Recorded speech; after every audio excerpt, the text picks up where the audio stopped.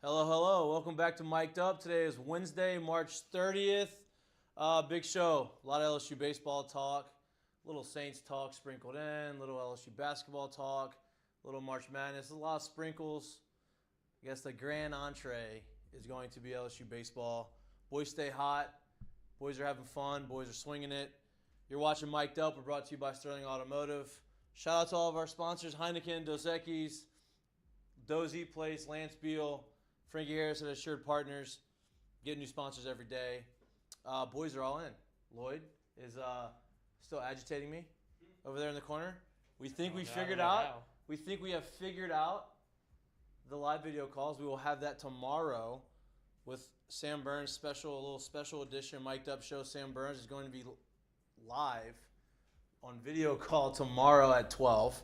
We'll start promoting that. Jay Mitch is in. Stewie's in. Jackie and the boys are in there. We got a little production room. We don't have a camera going into the production room yet. But we're graduating. We're doing things. Radio vibes. Yeah, he can see. He can hear him. Look, boom. Look at that. Look at that. Look at that.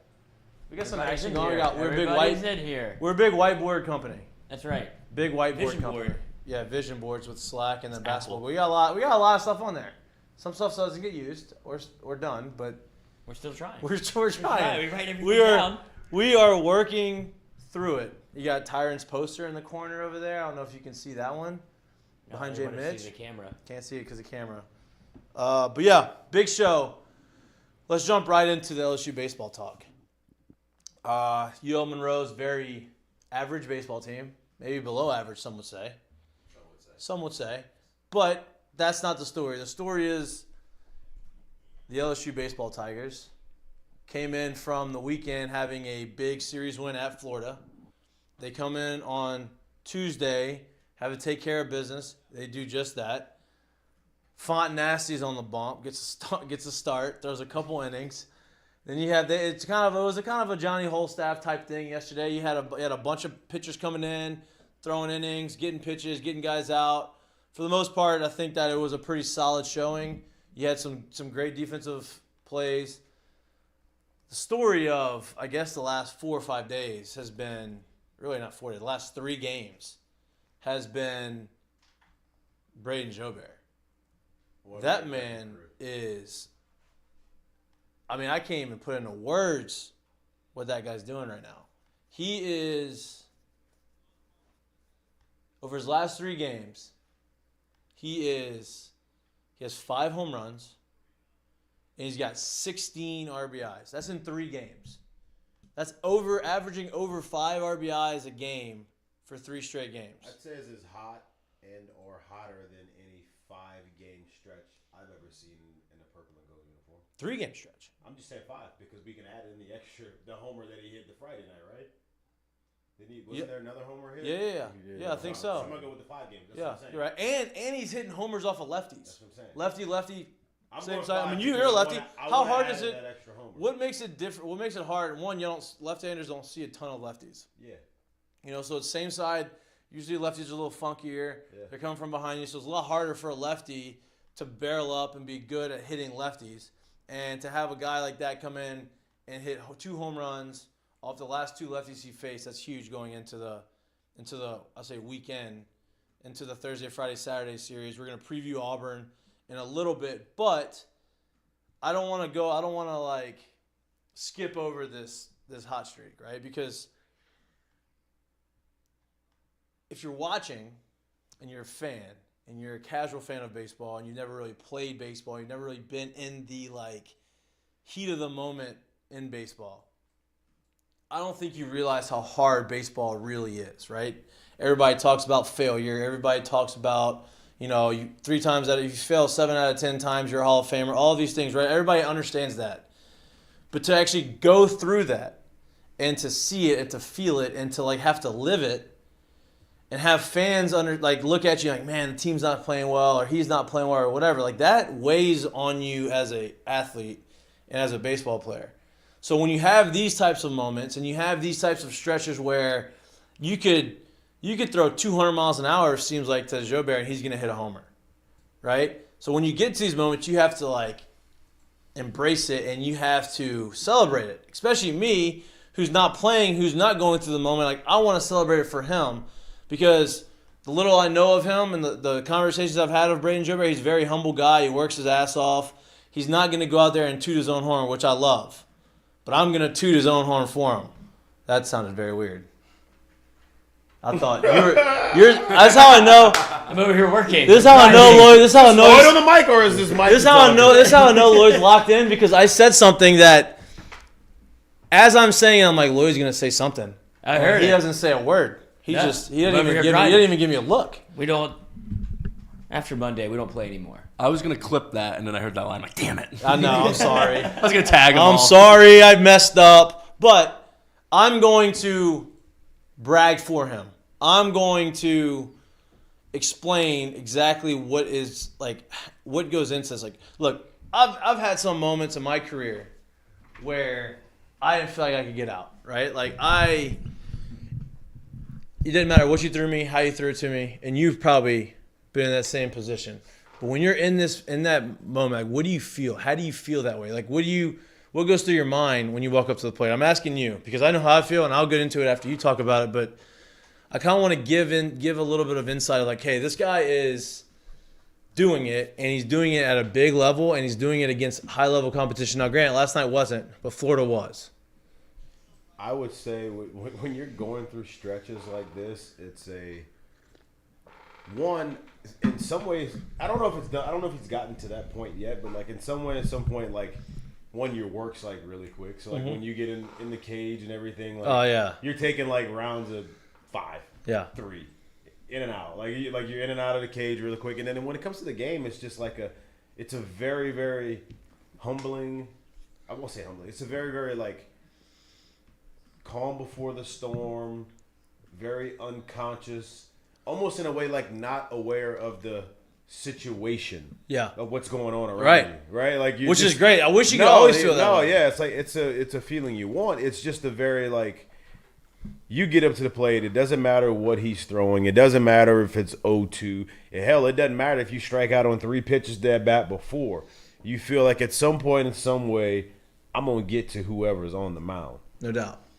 Probably more than one time today. And if that they doesn't make mean homer, but I'm going to find the barrel of the bat. And if they make a today. mistake, it is not coming back. Don't let me get Yeah. to Yeah, don't yeah, let yeah. me get to advantage counts. Yeah. Like that's how you feel. And then I'll just put this to it. You couple that with maybe a guy or two around you hitting well too, and then it's real dangerous.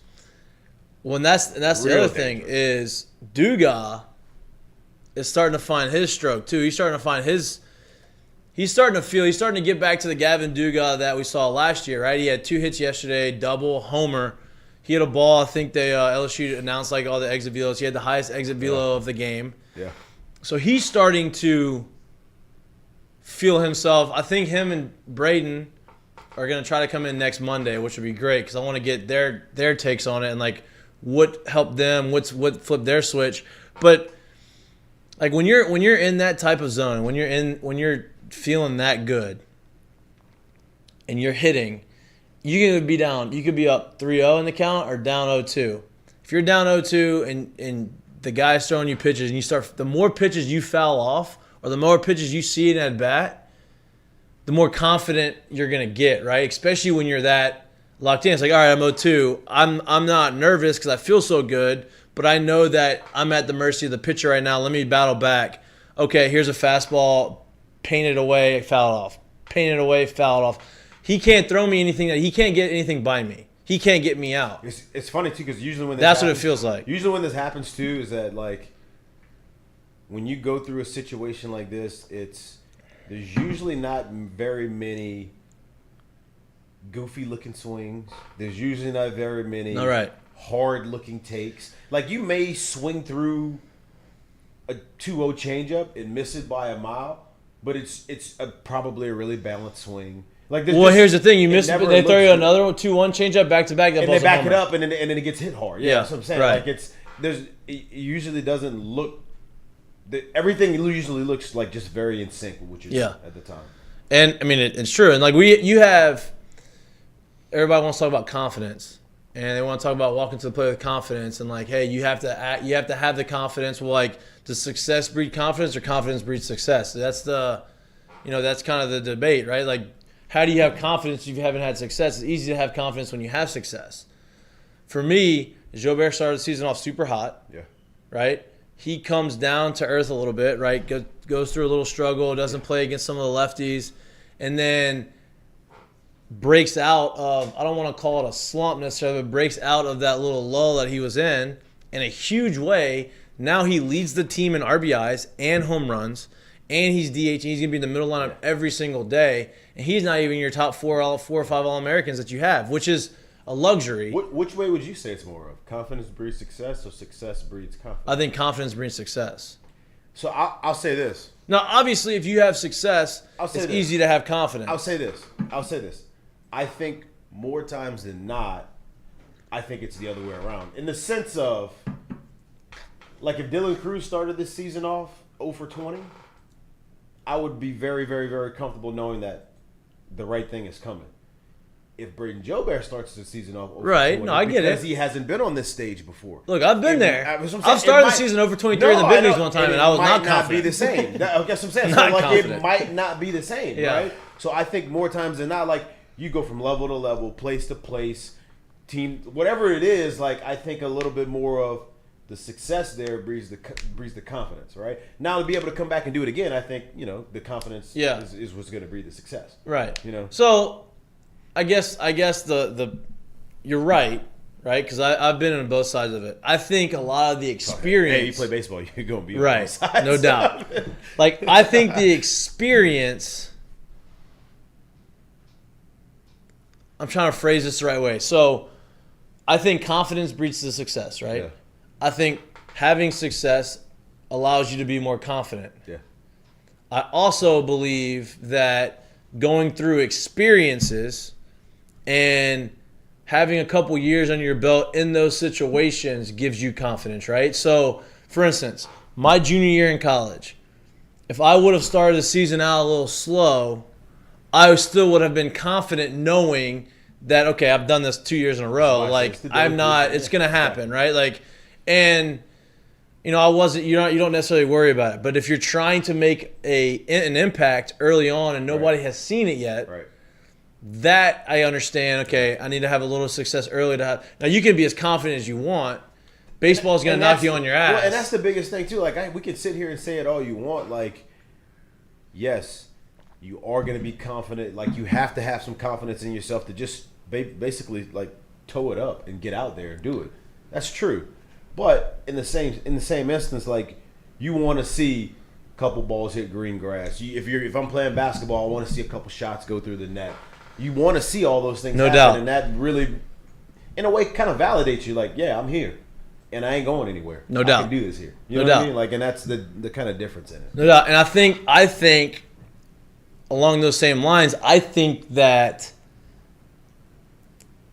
what Gavin Dugas is doing this year is part of that confidence gained from experience, right?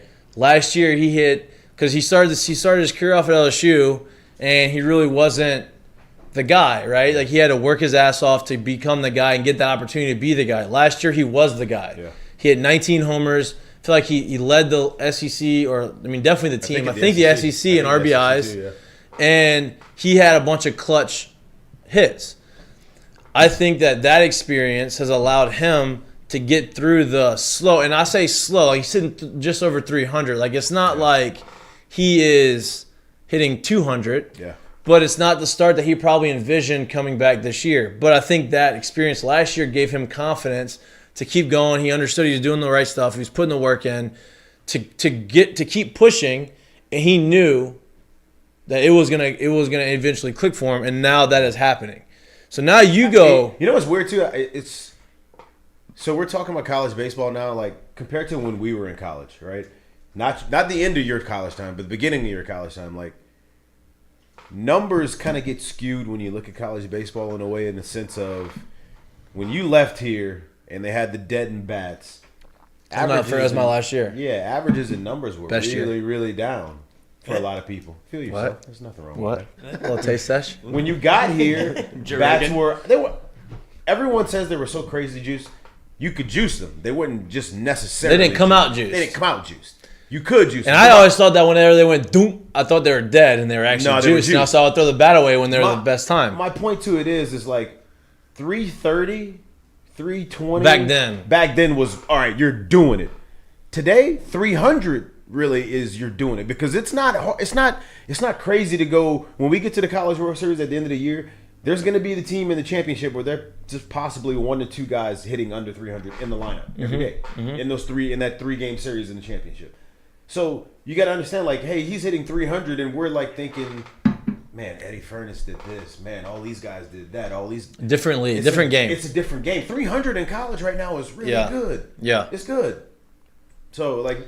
I'm with you. Put it in perspective when you no think doubt. about that. And I think you look at I think you do what they do in big league baseball, right? Like in Major League Baseball, professional baseball. They don't necessarily like averages in the end all be all, and it shouldn't. It shouldn't. It's not. You know, but if you're doing damage, you're getting on base and you're doing damage. I think those are. I'm Now just look, saying- those numbers are going to be a little bit saying bigger. when you look at it like from a normal standpoint, and you're like outside looking in, maybe you like baseball, maybe you love baseball, maybe you never really played baseball, maybe you just love LSU baseball, and you look at the numbers on the teams right now, you're like, man, Dylan's doing this, man, this guy's doing that, man, this guy's doing this. Gavin had a great year last year. He's only hitting like 300. 300 is good. Really good. It's good. Really good. And you know what the crazy thing is I don't think Dylan Cruz has even gotten hot yet. I agree. You know what I mean? Like he's hitting 360 or whatever. He's hitting 370. He hasn't even gotten hot, right? Doty hasn't popped a homer lately. You know, he's getting hits and he leads the league in doubles and all of those things. He's doing great. But like you have guys that I don't think Barry's gotten super. Now Barry had a stretch, but I don't think he's been like. I think a couple of he hasn't. No, there hadn't. Those guys haven't. Consistent, right. Not hot. Right. Those guys haven't gotten to the Jobert hot right now. Like, no, this is a 3 or 4 game stretch. I get it. It's a very small thing, but this stretch can this jumpstart you to it goes. One hot month, 2 hot weeks. And remember, next thing you know, that's written you for numbers that. So, for example, my first year in AAA, 2014, Jared, I'm saying this story because Jay Mitch was playing against me. He can attest to this. He witnessed it. I'm playing my first year in AAA. I'm trying to, it's basically a make or break year for me. Like, I had a very average year the year before in AA. They sent me to AAA. This was the year that they either had to put me on the roster or I had to go to Row 5 or whatever. It was my protection year is what they call it. And I'm hitting, now it's early in the season. It's probably 2.5 weeks into the year, 3 weeks into the year. I'm hitting like 170 for the year. And I'm not like feeling great. I'm not doing whatever. Well, we go and play the Braves in Gwinnett, Georgia. I got a base hit, I got a walk, and I got a base hit to end that game. So I had 2. I went 2 for my last 2 with a walk to end that game. Then we travel from Gwinnett to Charlotte. He's playing for the White Sox at the time, and we play the White Sox. We play the Charlotte Knights. The first game, I go 5. Now something clicked. I felt something good. I was like, okay. That first game, I went 5 for 5 against them. And I'm talking about there's nothing hit. Like everything was barreled up. There was nothing hit to the left side. That next game, I'm 4 for 4. So I'm 11 for my last 11. And that doesn't happen, right? That's something that's like you're not chasing to get a hit every single time. But when I got out because I went out of what I was trying to do. But I went 11 for my last 11, reached base 12 straight times. That brought me from 170 to 370. Now, obviously, the season's young. There's not a lot of at-bats. But that little 3-game stretch jump-started me and pushed me to having a great year and allowing me to say, okay, I don't have to chase that good start. Now I can like settle in. I can continue to do what I'm doing and relax and not have to and I think that's kind of where he's going. Like, hey, I got a little leash now. You know what I mean? Like I'm feeling good. I know it works. I'm gonna stay locked in. But now I don't have to stress and put pressure. Like people have seen it. It was funny. Like I just to go back to that story because I thought it was the craziest thing ever. They came in. They played a 3-game series against us, and so the first game, he goes 5 for 5, and it's every ball's hit hard too. Like I wish that was a time where like we used If we could Social go back media, to yeah. that, no, if we could go back to that stretch, Social media for you. if Wish we somebody would listen, post this for me. I wish somebody. Hey, Fuck, listen, check this this is out. kind of cool. Like, if we can could you go talk back about to that this? stretch and like Just in exit the velocities newspaper. were Yeah. used then, I would imagine that every single one of those balls was probably hit borderline. When I say borderline, too, like 98, 99 or above, or Yeah, above 100 no miles. doubt. Everything was barreled. Every single ball was barreled up, right? So he goes 5 for 5 the first night. He's at this point he's like 2 for 2 the next game, and I don't remember how I got on hit, walk, whatever. I get over to like third base, and I don't even know. I don't remember who's playing third. Yeah, I don't know either. I don't remember who's playing third, but I get over to third base. I'm at third. Say something to the third base coach. Look over to third base. I'm like, yo, what is Mikey doing? Because at this point now, I realize he's 7 for 7, and none of our team like realized what was going on either. It was just kind of like, oh, he's got some hits here, and the third base was like, yeah, it's kind of crazy. He was 2 for his last 2, and he walked in at bat before we got here, so he's 9 for his last 9. So I think I scored, or the inning ended, or whatever happened. I'm like, yo, y'all realize this man's like 9 for his last 9. This man's hot. And then so here he goes, another hit, barrel, another, and this I think the last one or the last one was like on some pitch that probably bounced twice before it got to the plate. Yeah, it's one of those things, like, It was hot. no, I'm serious. Like it was like, what the? Why is he hitting that ball that hard? Hits that ball hard, and the game ends. I'm like, I'm pretty sure this man's 11 for his last 11. So I asked him after the game, and of course that's what it was. And I'm like, what the fuck is going on? What are you doing? He didn't miss a barrel. I'm like, yo, And our team hits at 10 tomorrow. You want to come hit with me? I didn't know what's going on. Throw it back old school here. Yeah, no, and I'm serious. that like the point of the story is like I'm not that good to go 11 for 11. Like that's not something that's normal. But you get through those streaks in the season, and you get to those things where like, damn, everything that you throw me, it doesn't matter what you throw me, how you throw it to me, I'm going to hit it on the barrel. That's just the way it is. That's how it happens, right? And like on deck, I could feel it, right? Like I could feel like, damn, there's no way I can keep you doing this. And then I'd tell myself, no, there is a way. You just ride this wave. I just kept just ride this wave. Like, don't convince yourself that you can't get a hit. Like I was like self-talking to myself, you know, like, hey, you can do this. Like, just keep doing it. Like, yeah, you're not gonna get hit every single at bat, but ride this wave. Like you're hot, ride it. Keep doing what you're doing.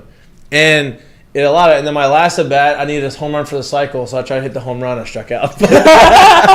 But the whole point of that is like, hey, what Joe Bear's doing right now, and what Gavin is hopefully getting into, right? That they are putting themselves in a position to where they can take that momentum and just ride that through the rest of the year, which is huge. Literally through the rest of the year too. Like, And that's what I was going to ask. Do you think the worst thing they could do is think? Like when you're saying like you're on deck and you're like, I don't even know how I'm doing this. Like you don't even try to really figure out what you're doing. You just go up there and be like, I would rather just not thinking like cheap ball, hit ball. Yeah, at that point you get in a routine. You say, okay, this is what I've been doing. And it's not superstition, it's a routine. Like, hey, I get on deck, this is my on deck routine, this is what I do when I'm in the box.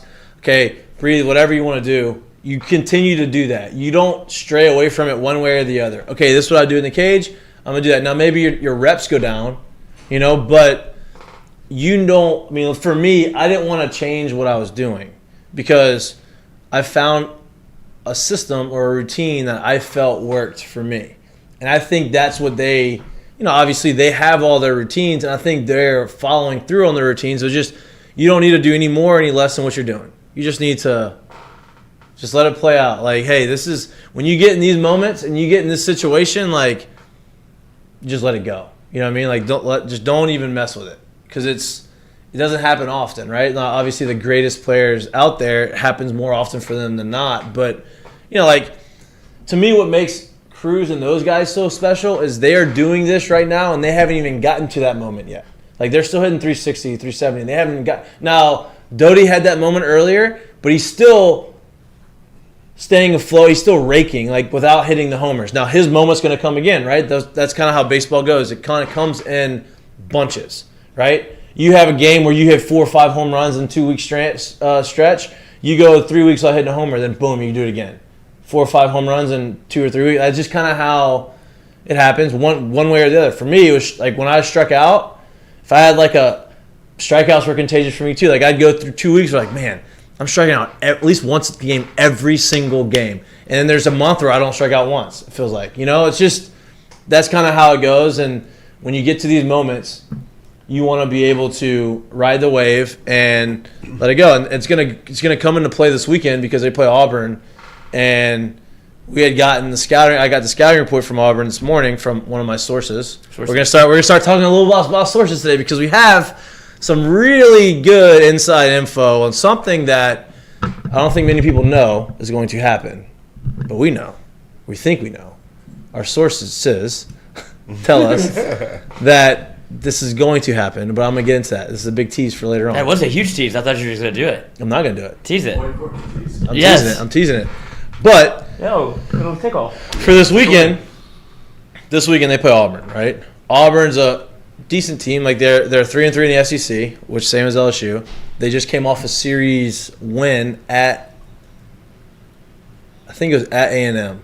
It's either against A&M, whatever. Make no mistake about it, and you could probably say this successively as you go through week in, week out in the season. This is an absolutely huge weekend. Huge. Absolutely huge weekend for them. And why is it huge? Get back in the driver's seat, man. In the driver's Get back seat. You in were the driver's 3-3. seat. You worked your ass off to get back to 3-3. Everybody thought you were down and out, right? Now you're back to 3-3. You're playing Auburn at home. It's a series that you probably should win. We've figured out and we learned through the A&M series that there's no easy weekends. There's not. Look, Auburn's good. Auburn isn't going to beat you with a bunch of homers. They have one guy in their lineup who their best hitter is about 300 pounds. He's their first baseman. This guy rakes. He's hitting 455. What's his name? He's got 7 homers. If you pull up the roster, I'll tell you his name. Is it Van Cleve? Mm-mm. It's not Van You have the Cleve? roster pulled up? No, I'm just asking because I work for the Cane Cutters this summer, and a guy from Ole Miss played with the Cane Cutters, and he was like 300 pounds. I don't know if it's Van Cleve, but so this guy is really the only home run threat they really have in their lineup. He's hitting 455. The top three guys in the lineup are good. Yeah. You know, one's hitting 455, the other one's hitting upper threes, the other one's hitting mid threes. Now the other 2 guys are more contact oriented. Yeah. They battle at the plate. They don't juice the ball, but they're going to get on base and they can run, so they're going to kind of create some havoc that way. Their pitching staff, Auburn's pitching staff, their ace has a blood blister on his finger. So if he's able to pitch, he's going to throw against us. Yeah. Their bullpen is their strength of their pitching staff, which is usually opposite of SEC teams, right? Like not now, but like in history, in the past of SEC, the reason that SEC teams or really college baseball teams aren't as good as some of like the higher level minor league teams is because of the depth of the bullpen. You could have 3 good starters, but your bullpen is not going to be as deep. Auburn's bullpen, from the reports that I've gotten, they have guys that come out the pen that are consistently 93 to 97, right? They have guys out the pen that have good arms. Now, their numbers may not be great right now, but they have the arm. They have the ability to do it. The starters are okay. The bullpen arms are good, which, you know, I don't know how you want to look at. You usually want to get into the bullpen. You want to get the starter out early, get into the bullpen. I think you still have that same mindset. You score runs off the starter, get him out, get into the bullpen, and you let these quote-unquote really good arms come out and just exhaust themselves. I think that always has to be the plan. It doesn't really matter how good the starters are either. Because the more I can get those guys out there, however good they are, the worse they're going to be because they're not stretched out. They're not made to go back to back to back. Yeah. No. And I think that's how you do it. You know, you get them in there. They go and they exhaust themselves. They get tired, and they're not unhittable. Yeah. They're good. They have good arms, right? Their offense, I think, is going to pose a little bit of an issue with our pitching staff in the sense that they don't strike out and they battle and they fight and they're pesky. They're aggravating at bats, and you know they're not going to beat you with the long ball, but they're going to beat you by aggravating you, kind of. You know what I mean? I got the first baseman's name, Sonny Diachara. That's it. He is 6'1", 263. He is a brick shit house. Yeah, he's a big dude. He's massive. Big dude. He's from Hoover, Alabama, so maybe he's got some farmer he strength. probably played on the Hoover. Remember the TV show Hoover? He's a transfer. But his stats, what was it called? 2-a-days. 2-a-days. 2 days, yeah. 2-a-days. Yeah. Ross Wilson. Ross Wilson. Well, their coach Ross Prost was up to no good. Oh yeah. He He was up to the worst shit. Yeah, he was coaching for more than one in the stands. I'll say that. Hitting 455, Yep. 7 home runs, 21 RBIs, and of course 0 stolen bases. 0. Oh, what are you? Guys not backside bag. Guy's not moving. He's not going first or third much. He's not doing any of those things. But he can rake. Oh, He can hit, and he plays first base. And the reports are, hey, he's real. It's a real hitter. Like he balanced. Like he's a big dude, but he's balanced and he's always on time. Of course he is. He ain't got much to do. Yeah, you're right. Jump anyway. He said, all when that he mass behind the ball, it's gone. he said when he barrels it up, it's barrel up hard. It's not just like finding shit. It's getting hit hard. I'm like, well, okay. Hey, but seriously, you go back to him this weekend. Look, you come out here with a win, a series win. You walk out of this thing with a series sweep. You're really doing something good. 2 games over 500 going after this weekend. That's big when you that's- come yeah. into it's huge. You know, It's God huge forbid you people. sweep. Now I'm not expecting a sweep, but you have. Whoa, we got movement. But yeah, Lloyd gets mad at Jared sometimes. No, I don't. I don't get mad at anybody. I only get mad at me. I only get mad at myself. Lloyd likes you like to shoulder a lot of the blame for no reason. All of the blame, none of the credit. Like a catcher or a caddy or a producer. Okay. I like that. You're my this producer. is the first time in my life I heard Yes. those 3 brought together. Yeah. And I've done all 3. I like that. Lloyd. I like that. Just check your emails though. I know. I got to get better at that. Yeah. I think I'm gonna start smoking cigarettes. No. I don't want you. I can check my I don't think you email should- and smoke cigarettes. No, here's what I need you to do. It's the Lloyd Power Hour. I just need you to go. You just go to the settings of the email and says, "Hey, I need to have notifications on my phone whenever even if it just shows the red 1, 2, however many emails you have. You don't need the actual. Do you want to guess how many emails I have No, currently? I don't. I In do my not. I do not. 780. Okay, well that's Is your that a fault. lot? And then Yeah, I have check. 8,188 in another one. Just mark all red. So then. But what if there's something important in there? Well, you missed Well, it. you never read it, Lloyd. You missed it already. You've already It's missed no it. point going back now. You've already missed Shit. it. You See, can't. Beaufort Park, I don't need your email. I'm not going. I'm not going to come boogie. I think I'm going to the game on Thursday though. Me too. We're gonna do second half, first half, second half. I think we go the whole game. I think we go a whole Yeah, I think nine. my father-in-law he has his tickets. He sells them every year to someone. I think he's gonna get the tickets for this weekend, and we're gonna go. Or the Thursday game, we're gonna go. My buddy works for a company, and they're sponsoring the game, and they get to go. No free sponsor. No free sponsors. I almost said it. Yeah. Works with the boys. It works. He works at a My friend. Has a job. He draws a check. I think, but he's staying with me on Thursday, and they have like a suite for they're sponsoring a full game, so they get to go out throw the first pitch. And You throwing out the first pitch? no, not me. Yeah, but I told him he should. He was 2-time All-State pitcher, and I was like, dude, you probably Did he still play got a college little- baseball? Yeah, I played BRCC, but he probably still has like a little juice in the arm. I was like, dude, go out there and see if you can light up the gun. Pause. Did y'all see the first pitch Tyron threw, by the way? Pretty nice. Hey, It was nice. Yeah, it was. on the money. Hey, he was. Oh my I gosh. saw a video of him warming up. He looked good. Yeah, I mean, No former football player that threw out the first pitch is going to now. I don't say maybe somebody that's like maybe Von Rosenberg threw out the first pitch, which I don't think he is, but he was a He was a pitcher. But this doesn't count. but no guy that has no player that has no baseball background really is going to throw a better first pitch than Odell Beckham Jr. threw. He went from the mound, threw the ball as hard as he could, 87 miles an hour right down the middle. it's unbelievable. Odell's a freak athlete. Unbelievable. No, he is a freak athlete. Yeah. Like he could literally do anything. Oh, I've seen him kick a soccer ball. He was supposed to go play in Europe. Yeah, he He was like 14. soccer? He said if he wouldn't He have was like played a world-class football- soccer player. He does play football. You not like see him a taking soccer BP player. with Yeah. was it with the Rays? Yankees? No, Yankees. Yeah. Yeah, it was the Yankees. I'm just like, what is this? Dude can do anything. Yeah. Put a ball in his That was 87 on the the best. back. It was 87 right down the middle. I'm like, oh my God. Do you have to tell the catcher that you're doing that? You can't just be like. I'm sure he told him, like, hey, I'm gonna let it eat. I got a little bit. juice here. Yeah. Did you hear like the glove pop and all? Yeah, it looked good. Damn. 87, nice. bro. Not Dude, Pat- Imagine if he would have spiked the shit out of that. Pat P came. Yeah, that would have sucked. How was Pat Pease? Pat P was alright. It was just normal, but Pat P was. This one, Pat P was like. Pat P. They didn't know if he was gonna, like. hey, you ran a 4.3 something in the 40, but like we don't know if you're going to be a safety or a cornerback because you are jacked. Yeah. And so he had the jersey on. I'm like, he's 7. Like there's a lot of 7s that came through throwing the first pitch at LSU, and I'm like, whoa, because that was my junior year, and that was the year he was going to get drafted. So I was like, he went through the first pitch out. I'm like, this guy is yoked. That's what a football player looks like in a uniform. Like I thought I felt good in a uniform. I thought Jay Mitch felt good in a uniform. Pat P was like, whoa. How was competing against him every day? Because you were there when he was there, right?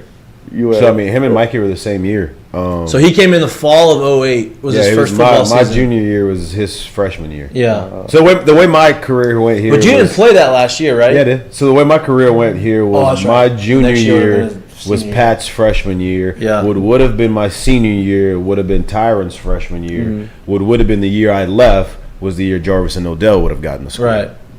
So like that's where I was in the whole thing. But so I did play with Pat. I forget the fall because I think of baseball juniors. Yeah, so that's different. I did play with Pat for 1 year, so it was pretty funny because I remember he came in, and I don't know how many people really know this, but like Les wasn't huge on like freshmen playing and or getting a lot of like pub.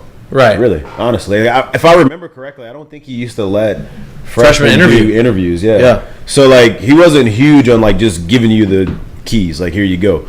But it was so apparent every day, bro. Like we do one-on-ones. You watch him do footwork drills, and you be like, "Why on earth is this dude so advanced, right? Like, why does he look this good doing this shit? Like, guys don't walk in here and look this good doing this. Guys don't walk in here, do one-on-one drills, and like legit just hold their own against pretty much anybody that comes out there. That was him. Like he was that good.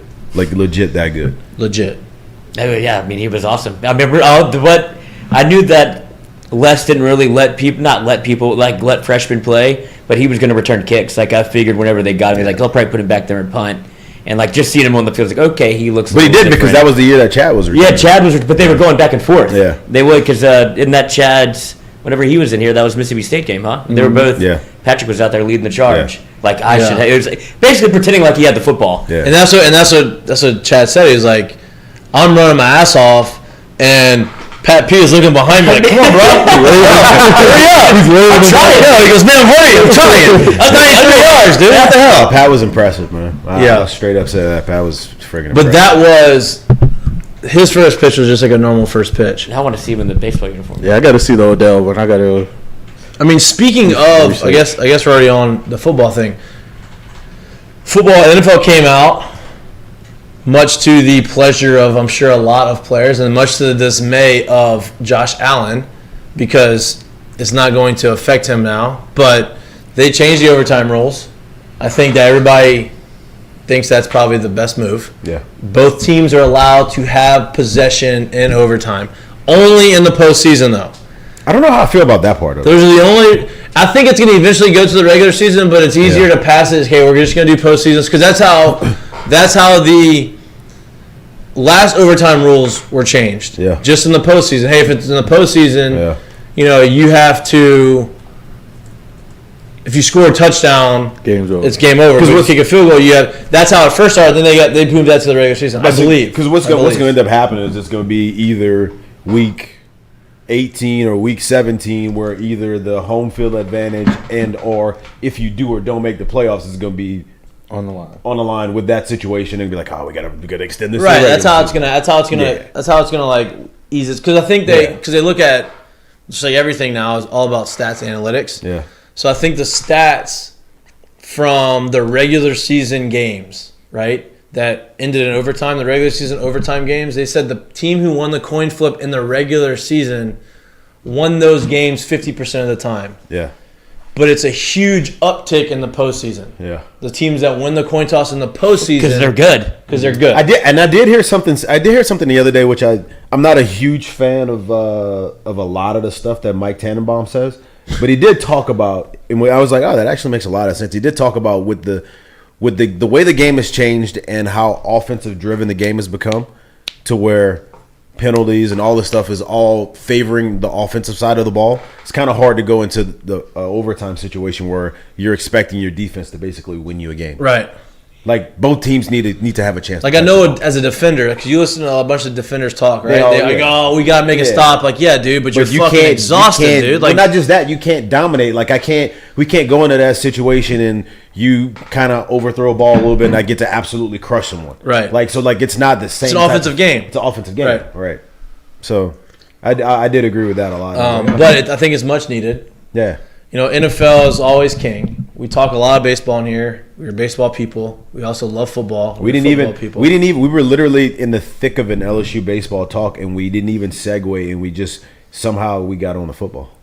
Tyrann Mathieu, first pitch. Actually, was not bad. Yeah, Tyrann Mathieu, first pitch. So no, first pitch is Pat P. Peterson. To you playing against Pat P. on the football field. So now we're in football. That's pretty good, boys. Pretty good. Pretty seamless right there. That was a nice little segue. But if you just sit down casually watching, you were like, damn, I thought they was just talking about LSU baseball like 6 minutes ago. Yeah. How we got here? That's how we do it. Well, that's how football does it. And that's kind of our personalities. Like we don't.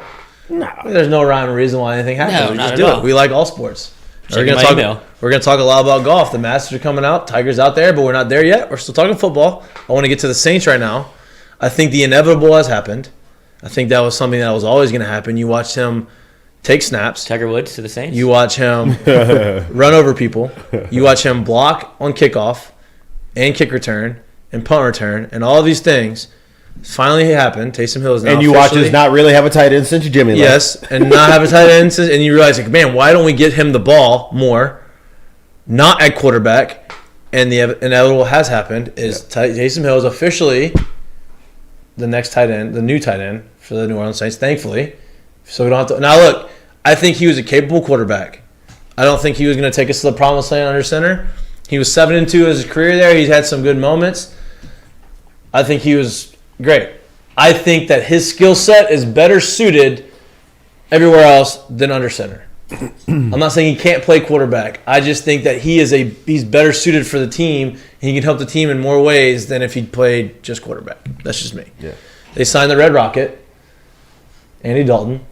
I have no faith in Andy Dalton. He's the backup quarterback. You don't have to have faith in him. I just don't even want him around. Yeah. Why? Because he's he's not cool. No, he's not cool. And I like him. Thank you. I like him. Thank you. Why? What about him? Him and Baker are on the same page for me. Yeah. Well, nah. Man. Hell nah.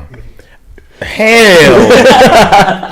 he's better than Baker. No, I'm just saying. man. Like, listen, as a quarterback, I'm just not a fan. As a backup quarterback, you want somebody to be able to step in if something happens and run the offense to where you don't need this guy. The guys that he's been literally. If you look at where averages, he's been literally doing this above average his whole career. Yeah. He's TCU, and that's what he needs to be for a backup quarterback. You're not paying a guy. I need you to keep me at one game above if things go out. That's a backup quarterback. Exactly. If you got one of those, you got a way better situation than having a. Oh my God, why is he in the game? What are he and Jameis going to talk about? Nothing. That's what I'm saying. They don't have anything. They're going to sit in they're going to go in the quarterback room, and honestly, Andy Dalton has been around long enough. He's a smart quarterback. He's going to be able to help him with anything he needs. I'm not saying Jameis needs help, because I think Jameis showed last year that his growth and his maturity, everything that he's done, is head and shoulders above where he was when he was in Tampa, or when he came out of Florida State, whatever.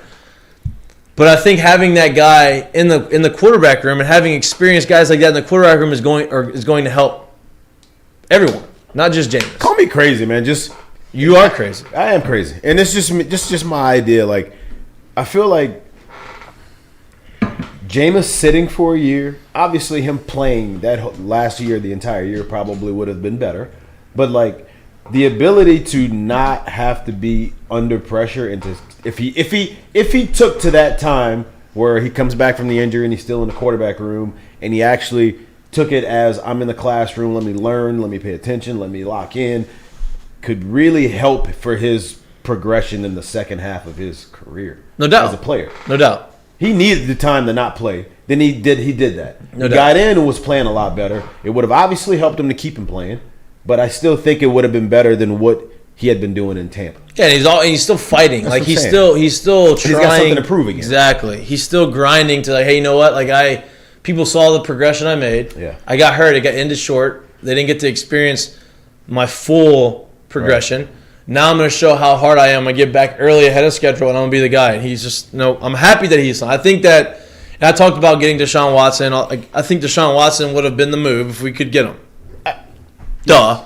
Right? Come on. But Jameis, with all the other guys, I think Jameis is was the best available guy, and he's familiar with the system, and he understands. The locker room already likes him. Dude, I love him coming back. The only cloud around the Saints right now is the unknown because of what we've had the last 15 years. Here. Yeah. Like, so it's not really a Jameis thing. It's Right. just It's you don't know how the it's a staff thing. you don't know how the machine's gonna run because the captain left. You know. It's a staff thing. I guess the last football thing I want to talk about is Malcolm Jenkins. Probably retired because Andy Dalton's coming in. Oh, Jesus. And we went to hang out Andy with Dalton's that going to guy. make up. Malcolm retired. Retired. On Ryan Clark's podcast. Did he really? Yeah. I didn't know that. The Pivot got some Got some some juice. pub out Got there. some good clicks. Is that That's why we saw? Is that why we signed Sorensen? probably. Ew. Ooh. Now, I don't know if they compare, but. Because you know there's another one. Thorson. There's another one that's still out there. I ain't gonna say that. He was just in here. I ain't gonna say Right that. there. Just in here. We said him touch He's him. just in here. Maybe you can never have too many behind safeties. you. You can never have too I ain't many gonna say safeties. But Well, he's definitely not going to come now because he hates that guy. Who? TM hates Yeah, Sorensen. he hates Sorensen. Wait, tell me how we. I mean, based off, he did. Well, I mean, have you seen you see him yelling at him on the field? so it's all up. Yeah, right. I don't think he'll follow him around. I don't know. I don't know if you could call that following him though. They came to the conclusion that Tyron doesn't like Sorensen because of every time you see Sorensen and Tyron on the field, Tyron is yelling at him. It's always this. Yeah. Every time. It's always this. You keep messing up your assignment, homie. Deep thirds, get back there. Jesus. Well, I mean, if he were to sign here, I would imagine they're not going to be able to feel much together. No doubt. No doubt. Because they already signed Marcus May, so it ain't going. Sorensen ain't. Well, he's got to Yeah. sit out the first 4 games. Who does? DUI. DUI, true. He May cut- does? Yeah. He hit- Recently? He hit it from the team. When that Oh, happen? wow. Hit it from the Jets, though. Yeah. And then they found out, and now obviously it's in the public. tough. So 4-game suspension? Tough. She got tired. Maybe he didn't even know he got a DUI. Maybe they could void That's the probably what contract it now. was. Blacked out. Didn't know it happened. Maybe void the contract now Get tired. because you didn't know. You take him out for a couple drinks. See what happens. Well, no, that's not ruining the man's life. You just said, hey, They already docked him a month, Paige. Jesus, Lord. you withheld information from us. Gone forever. We are going to go ahead and we're going to say, look, thank you, but no thank you. Like, you shouldn't have lied to us. We don't believe in that. We're going to let you go, and we're going to go ahead and sign Happy hours at 5. the next LSU football head coach, Uncle Tyrann Earls. Matthew. He didn't lie to the Saints, though. He lied to the Jets. Yeah, but that's still The false Saints, information. the Saints knew. Still what a they liar. The got. Saints knew when they signed him? When they signed him, yeah, they knew when they signed him. Oh, I didn't know that. Okay, never But mind. he You're still good. lied to the Jets. Marcus So. Maybe I still like you. Tough city to go in. I don't know anything about True. you. Hang out with Deontay Harris. It's not Harris, it's Hardy. Isn't it? Didn't he Yeah, change he his- did change his last name. Thank you. Why? Yeah, yeah, yeah. Yeah, it is. You I never mean, saw that? You never saw that video? It's Yeah, actually it's a really great. good It's a great video. Yeah, it's a Is good it like for for his his parents? The stepdad? stepdad Yeah. adopted him. I guess officially adopted him, right? Or did Does he he not have- adopt him? He just changed his. I think he did adopt him. Does he have to buy up all the jerseys? I think That's a since he good did it question. after the season, like he did it, like Yeah. there's a window that you can do it by to where you don't have to like spend money on doing. It's kind of the same thing as numbers. You know what I mean? Like That's you what I have- was going to ask you. Have you changed numbers? Like, did you ever have to go through that where you're like, I want to be 8, whatever? Bro, nobody was buying my jerseys when I did that shit. You kidding me?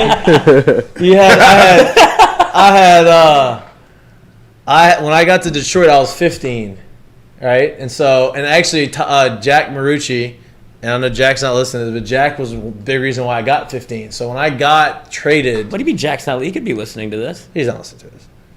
He's doing some. yeah, He's working on it's- some numbers back behind Some the scenes. or nuclear something. fission for Yeah, LSU yeah. football. Yeah. But when I got traded to Detroit, Schmeichel, which I was telling you, Schmeichs. the clubhouse guy, Jim Schmeichel, I call him Schmeichs.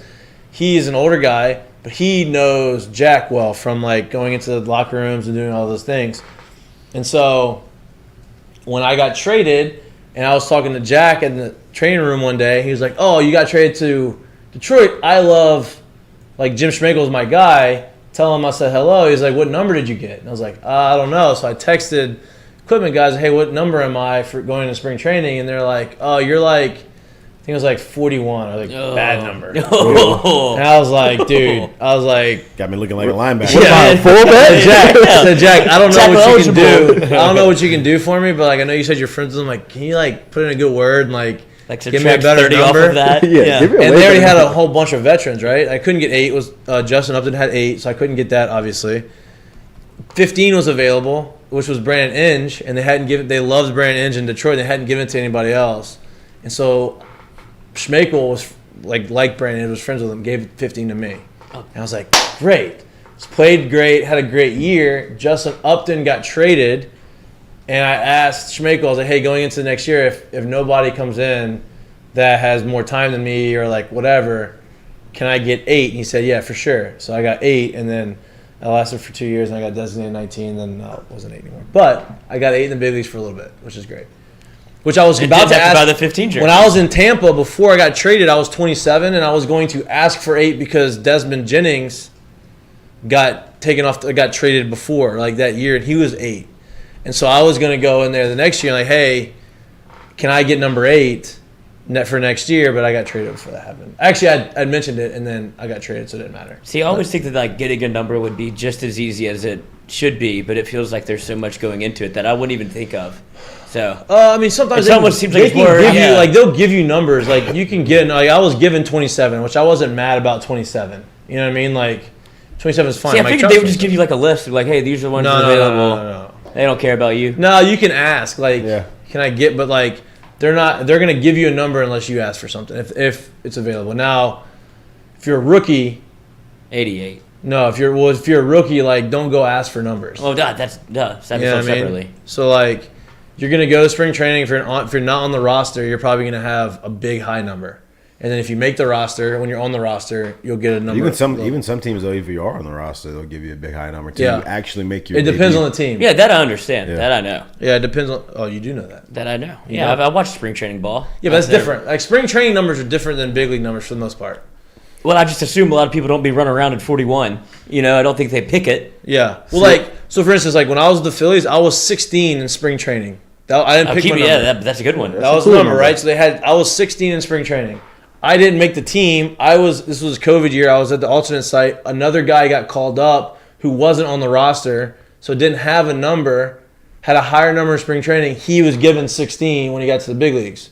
He's still 16. Mikie Mahtook is now still 16, but since I wasn't on the roster, that number's not for me. You know what I mean? Like if I would have made it to the big leagues, Right. that would have been my number, but that's just kind of how it works. Mick's got it. Now, when you get older and you want a number and you get traded, or if you have a number and if I was on a team and I had 3 years, and I was, let's say not even 3, let's say I was 2 years in, and I had 8, and Justin Upton got traded and he wanted 8, he's taking 8 from me. He's gonna buy it from me probably. Like he's gonna give me something. Most people would give you something to take it, but he is going to take it from me, and that's okay. That's the seniority. That's the hierarchy of. I do think the Sports. the asking price, consensusly is it's considerably lower in baseball than it is in football though. The football numbers are, You're throwing around cash. oh my god. Yeah. I mean, it's, 100K. 100K for a number. it's it depends. Yeah. It just depends on like I guess it'll depend on your experience. Yeah. Or what type of player you are. Like, hey, I was an all-star, or I was like a crowd fan favorite last year with whatever number I have, and I'm kind of solidified my spot here on this team. Someone comes in and wants it. All right, now the price, you want it. I don't have to give you this. I don't want to rift. I don't really care, but it's gonna cost you. And most guys know that. Like most guys that have feel, like if Justin Upton came into me and wanted number 8, Did what? if Just came into the locker room and wanted number 8, Came into me. That's a high asking Don't go back. price. Don't go back. into the locker room. Lloyd's no longer busy. I mean, he's locked I got time. Yeah, he's locked in. He's locked in. Coming at me, calling Lloyd me didn't out. miss that for a second. All over. Sucks for a number? He would give me Oh my god. significant, like he would probably pay me a good amount of money to get that number, because just kind of the person he is. Like he is a great dude, and like he's going to compensate monetarily for that number. And so it just kind of depends on who you're with. Now, there may be assholes who don't want to give you anything, Right. but they're also not going to get the number, and there's going to be a big fight. That's kind of thing. Talk to the clubby. Talk to the club. You got an Put issue. Talk to the Tabasco in club. his coffee. I was going to hit a little bit on March Madness. I don't really care. Y'all care about March Madness? All my futures are dead. Where it's at right now? No. They're in the Final It's in Four. New Orleans. It's in New No, Orleans. I know that. I'm just saying. Duke, North Carolina is like the I honestly draw. just want Coach K to lose. Duke, North Carolina. You got Duke, North Carolina. You got Kansas, Villanova. I have no money on the line right now. At some point, I will, so that I will watch the games because I want to watch them and I want to have some incentive to watch them. Is North Carolina going to ruin Duke's season twice? No. They're going to ruin the Coach K tour twice. No. Last home game, lost to UNC. Coach, are they going to be Coach K's? Jesus. Are they going to be Coach K's last year? Found that graphic. You worked hard on that, Jack? Frame it. Well, you want to hear a better fact? Let me hear it. This is going to be Coach K's 100th game versus North Carolina. And this game's going to depend. If he wins, he has a winning record versus North Carolina. Oh, Loses, wow. he has a losing record. So North Carolina can have the final bragging rights. We ended his career, and he has a losing winning And he already streak got his against us. 100th win in the tournament. That was Elite Wait, so Eight. he's 500 exactly right now? 500 on the dot right now versus North Carolina. This is make or I break. think he's going to be sick. He's not going to coach the game. That's his move. That's his go-to That's move. what I mean. I was about to say. He's not going to coach the game, so he doesn't have to have a losing And he'll record. sit next to Roy Williams, and they'll just watch. No interview, too. If they start losing, like if they're losing like big at half, I can see him being like medical problems. He does it He's every done. time. Hey, But then when they come win, I on. thought he didn't do interviews. They win, they go to the Final Four. His first one on the microphone. Unbelievable. Yeah, he's a front runner a little bit. Yeah, I mean, Jesus, have some feel. Like, I think Coach he K, has you've been feel. around for this long, and it's always about you. Always about Coach K. I Read thought he was the about for room. the kids. His victory tour. Dude, did you see that? They're like, Coach, you're the GOAT. And he's like, shut up, get out of here. Not like, Paulo, thank you, you're the best player ever. No, it's get out. This is Yeah. Coach K, shining moment. And then, what if they win? Is it the Coach K? Like, You know, I'm just letting y'all go. I'm not even going to. I'm just letting y'all go. you know they have the shining moment at the end of the Yeah. tournament? It's just going to be a This is just eulogy gonna be for Coach Coach K. K. So are you saying Yeah. that? So you saying that you're this curtain y'all's curtain call today is going to be for Coach K? I mean, shit, I had to do a curtain call for the Duke seniors 2 weeks ago because it was Coach K's Because last Coach K, game. well, yeah, we'll let him Yeah. give him any shine. Those But seniors. my point is they lost to North Carolina, right? Yeah. Yes. So how everybody says how fitting would it be for Duke to beat North Carolina and win the national championships last year? How fitting would it be that North Carolina is the team that beats Duke twice on Coach K's farewell tour, Deathbed. beats Duke God. at their last home game, ruins that whole deal. Coach K shows the colors that Lloyd is talking about, does not Red. enjoy the fact that Coach K threw everybody under the bus and he shushed the home crowd. I Told them to believe shut up. he's not going to have a good time in And New Orleans. then what happens No. if North Carolina goes ahead and beats them this game, Final Four, last game, knocks him out of his career, goes home. You have a lose. He's probably the only team in the history that he will have a losing record against. If he loses. There's one. UConn? UConn. Beat him twice. Beat him in the Natty. Yeah, in the Final but Four. is that the only times he's ever played them Well, this is the first 3 time times? UNC 2 and Duke 3. We're have 2 and 3 played versus in the them. Final Four? in the Final Four. Right, but I'm talking about overall record. 2 and 3. Who he's 2 and 3 against them? He's only played UConn Losing- 5 times in his losing career. record. Under Calhoun, yeah. Wow. Yeah. Under Calhoun? Wait. That was the last time we played. Was Jim Calhoun. Oh, okay. Okay. UConn beat them that time to get over the 500. 2 and they're 3. like, we're done.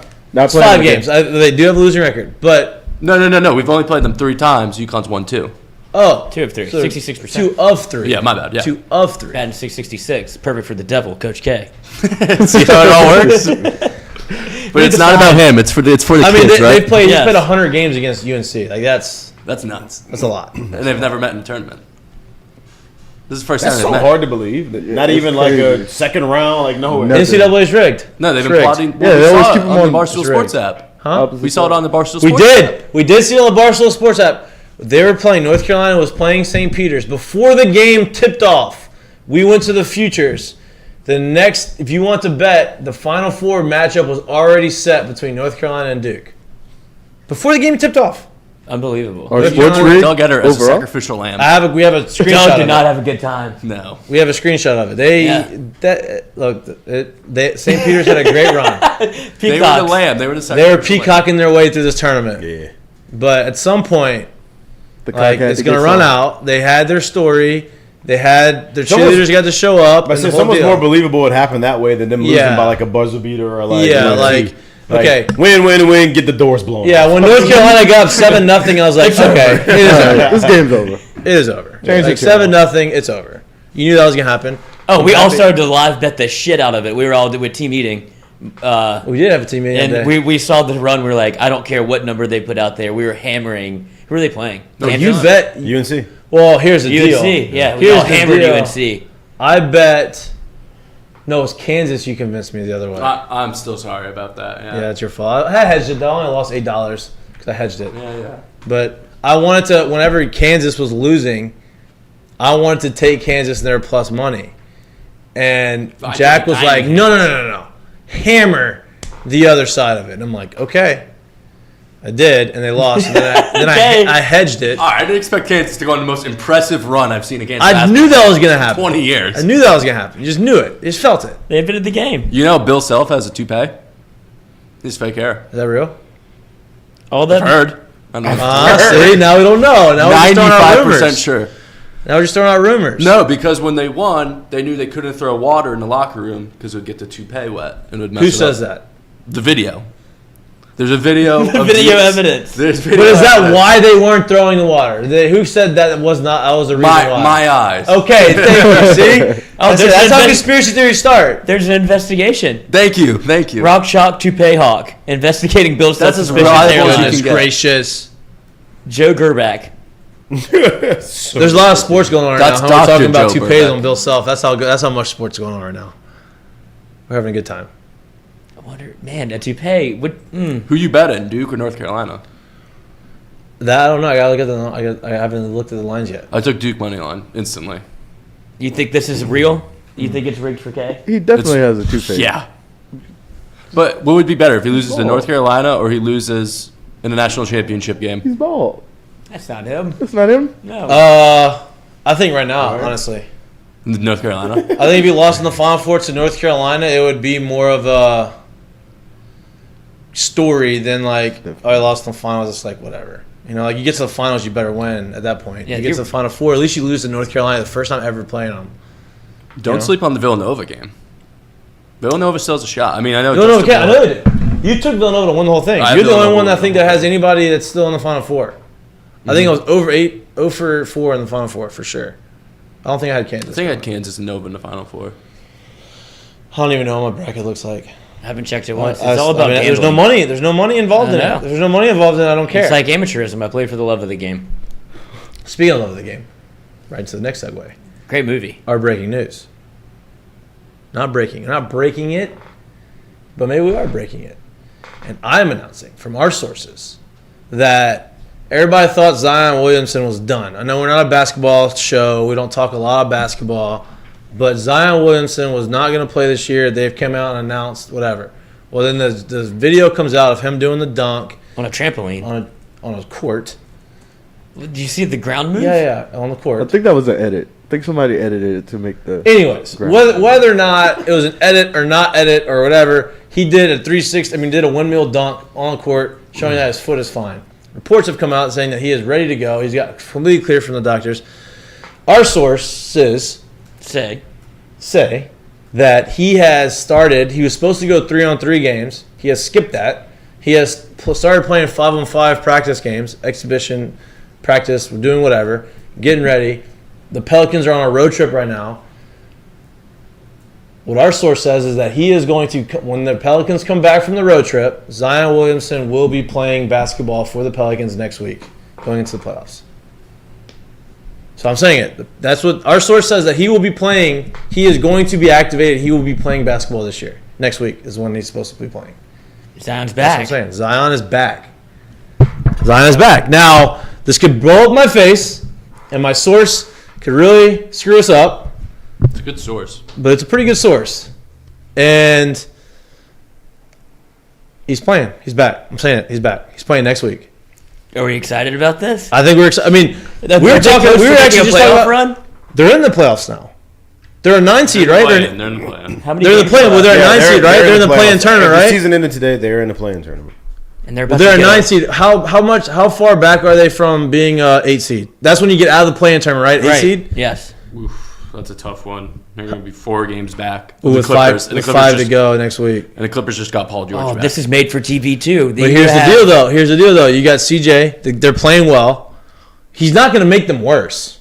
No, he's going to make them better. They're going to get superstar. No doubt. So I think they can win the playoff turn. Like they can get into the playoffs by winning that spot. I think that's what the NBA wants, right? You It's get a Zion Zion back rule. just in But time. here's my question: what happened? Like, why was? And we talked about this a little bit. What did your boy say? That you said like why they maybe? Oh no, this was my theory on it. Oh, your theory. My theory was my brain. My theory was that the front office, especially at like the All-Star break, looked at it and said, "Look, hey, I don't even know I don't know exactly where they were sitting then, but they were outside looking in, right?"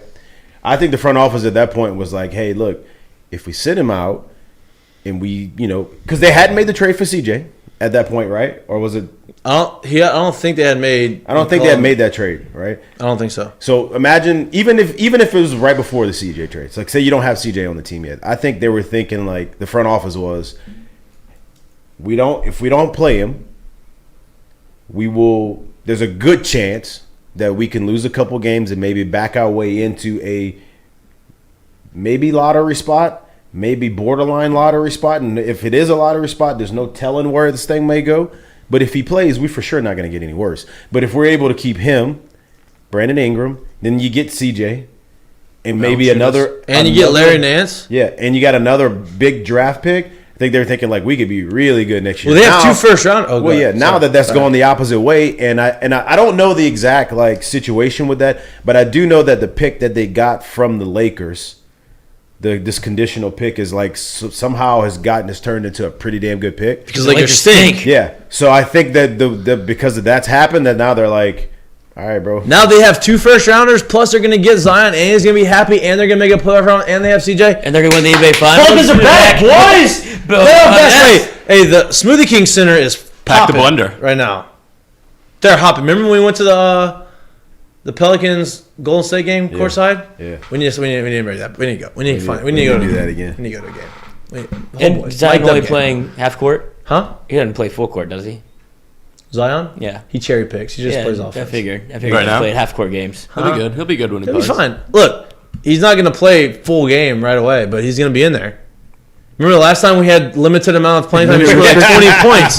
He scored 20 points in like 12 minutes. I'm like, Jesus, this guy's making threes? Like, what is going on? 4 threes in a row. Yeah, like, what is going on That was right his here? first game ever as a Pell. The only problem is if they win the play-in, you have to play the Suns. I don't care. You're still in. Who cares? You're in. Get in. You're in. They don't even You're care. in, and you make your superstar happy. He's back. He's alongside another superstar, and you're going to have 2 first-round picks where in basketball, it's the easiest sport to draft a guy, and the guy is if you get a guy who's NBA ready, he can make a difference on your team right there. Right? Now you have 2 opportunities to do that in the first round. They're good.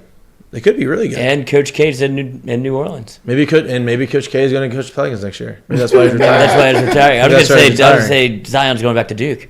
No, they're playing in New Orleans. Coach K is going to lose out to North Carolina, and he's going to go sit on the bench. And His be the 2 assistant buddies, coach. Brandon Ingram and Zion. What's that? Brandon Ingram and Zion is Exactly. 2 big buddies. Get some more Duke guys over there. Exactly. The brotherhood. The brothers. They had JJ. No, you shut up. They had JJ on there. Look, we're just going straight through this. No breaks. No breaks. All gas. All gas, no breaks. I think that's somebody else was saying, but we're doing that. All It gas, was no somebody breaks. else's YouTube show, but it got deleted. Oh, really? Why? He didn't- Lloyd accessed the Yeah, account. I knew a guy. No, Whose he YouTube didn't show is own it? the rights to his own show. He did not. Right. You so- did. Yep. You owned it. No, it wasn't me. It was Oh. the guy, like literally all gas, no brakes. He signed some bad deal, and somebody else owned the all gas, no brakes. So to start Channel 5 News. Wow. Stinks. Had to rebuild his whole community. All gas, no Speaking breaks. of communities, Whoa, good segue. Speaking of communities, we are, before we get into some Masters talks, I know Joe's over there just waiting, itching to get into the Masters talk. Scratching. It ain't because he's sick. He's scratching because he's allergic to cats. He's allergic Big cats. Big cat. What? Tiger Woods. What? Speaking of community, we have, I know on the Jordy Collada show, they had mentioned a little bit this morning, we are every Friday from here on out, we will be having Mik'd Up 3:30 to 5:30 from Earl's. Pre-gaming LSU games, we're going to probably watch some of the game there. We're going to have watch parties from Earl's, midweek games. Earl's has a great happy hour, and we're trying to build this community within our YouTube station and within Earl's, and it's a great partner. We have a lot of mutual friends. We have a lot of the same things that we're trying to do. So our community, and we're going to give more details later, but we are starting it's not a fee-based thing because it's all free. You don't have to pay to watch us or do whatever, but we are going to create a community where if you wanted to be a member of the Mik'd Up channel, The clubhouse. member of the Mik'd Up Clubhouse. We have not the Mickey Mouse Clubhouse, the Mik'd Up Clubhouse. We're way cooler than Mickey Mouse. Mickey Mouse Clubhouse had some stars. They did have some stars. They did pump out some Do they still have the Mickey Mouse Clubhouse? No, I think it's very toxic. I think that's over. Okay, the Mik'd Up Clubhouse is not going to be toxic, and it is there. As you think. If you want to sign up for the Mik'd Up Clubhouse, we don't know the price yet. We're still working on it, but what it's going to do is going to give you free merch, new merch that comes out. You're going to get, by doing that, you're going to have merchandise opportunities to get without having to spend money on it. You are going to be able to show up to Earl's and watch our show live and have access to our bar tab. So the Mik'd Up has a bar tab at Earl's. We're going to be in the back room. There's a back private room of Earl's with our own bar, and we are going to have the show there. So by being a part of our community and the Earl's community, it's like VIP. Just like VIP. You show up, watch us, laugh with us, make fun of us, drink with us. And then we're going to have, and then you get to watch Mikey break down the baseball games. Yeah, me, Jay Mitch, yes. Paul Maneri, when he's there, Anthony Renato, whoever wants to come in is in, right? And then we're going to have live shows, or not live shows, we're going to have watch parties from that same room at Earl's that you will have access to come enjoy with us as well. So I think it's worth your money. It's not going to be expensive. It's not like we're charging a ton. It's a monthly fee. It's not going to be a lot. You'll forget about it. You're going to spend the money that you spend on this. You spend on way worse things. I can promise you that. You're going to make more money you're saving money this way as opposed to buying drinks at the bar. No doubt. And the bigger the community we can grow, the bigger the bar tab grows, and the bigger that community grows, the more Earl's is going to give us freedom to do whatever we want. So that is the tease for our community. We're going to give you more updates as we go, but we have a bunch of gear coming in. We are creating the Mik'd Up Clubhouse gear as we speak. Our carpool queen, she is not here. She is designing it because she's way better at that. Yeah, the wind. The wind, everybody needs to know about the wind. The wind's a big thing. It's Wind Boys. Big thing. Wind Boys. But I wanted to tease that, talk about that, mention that. But we will be there this Friday at Earl's. The community won't be available, so you show up. Just show up, hang out, drink with us. We'll have a bar tab. You can go and drink all of our tab. It's fine. It's there for you, not us. We don't use it all anyway. So use a little of it. Use a little of it. Just a little taste. Y'all can have the rest. We're going to be there 3:30 to 5:30. LSU is playing on Thursday. We are going to pregame before the Friday game at home, preview that, hang out. We'll probably watch a little bit of the game there and then go our separate ways. But I think it's a fun thing. I think it's something that we're excited about. Y'all should be excited about it too. It's going to be a lot of things that y'all can do and we're going to offer to you. So that is my spiel on our community that we're excited about. Yeah, be a clubby. Be a clubby. Clubhouse clubbies. Everybody's a clubby. Everybody's a clubby. Look at that. Lloyd just being creative. Schmakes. You can be the new Schmakes. All right, on the golf. Because I'm excited. Did you see what I was doing this weekend? I was booming shit. I was hitting there. I was going straight back. I was hitting 330-yard drives in the fairway. I wasn't losing the ball. I was coming in there, and I was standing over the ball confidently. Nice, slow backswing, dropping balls, getting some spin on the green. I was doing a lot of stuff. I was impressing people. I was impressing myself. How'd you feel about it, Lloyd? Everything you said was true. He's a good golfer. I'm not a good golfer. I was good that day. How'd Sean feel about it? Sean grinding out there. Sean was so worried about himself and Lloyd and his cart that Sean didn't even know what I was doing. I got Sean locked in. Sean is locked in. Now they're texting all the time. Yeah, he wants me to caddy for him. He said he sold his house. We're getting a van. He did sell his house. Did he really? Yep. I didn't know that.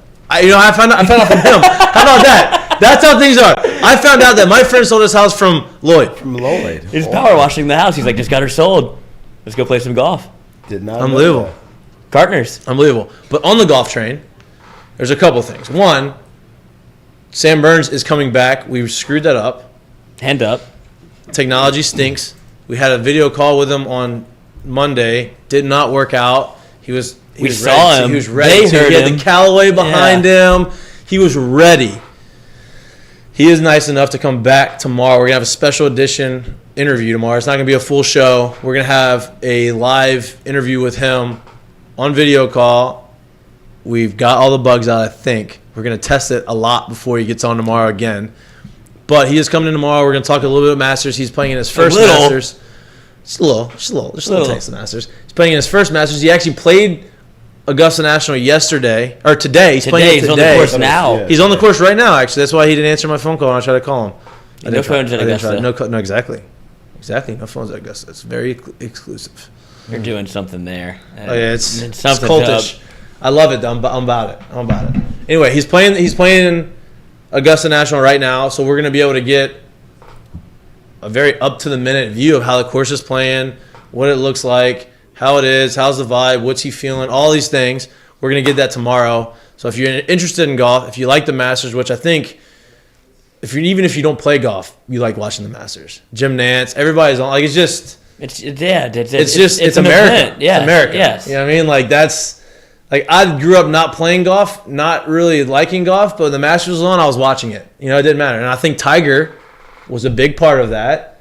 And look, if you watch, follow golf, and you follow a lot of the rumors, we know what plane tracking season is like in Baton Rouge, Louisiana, when you're looking for a coach.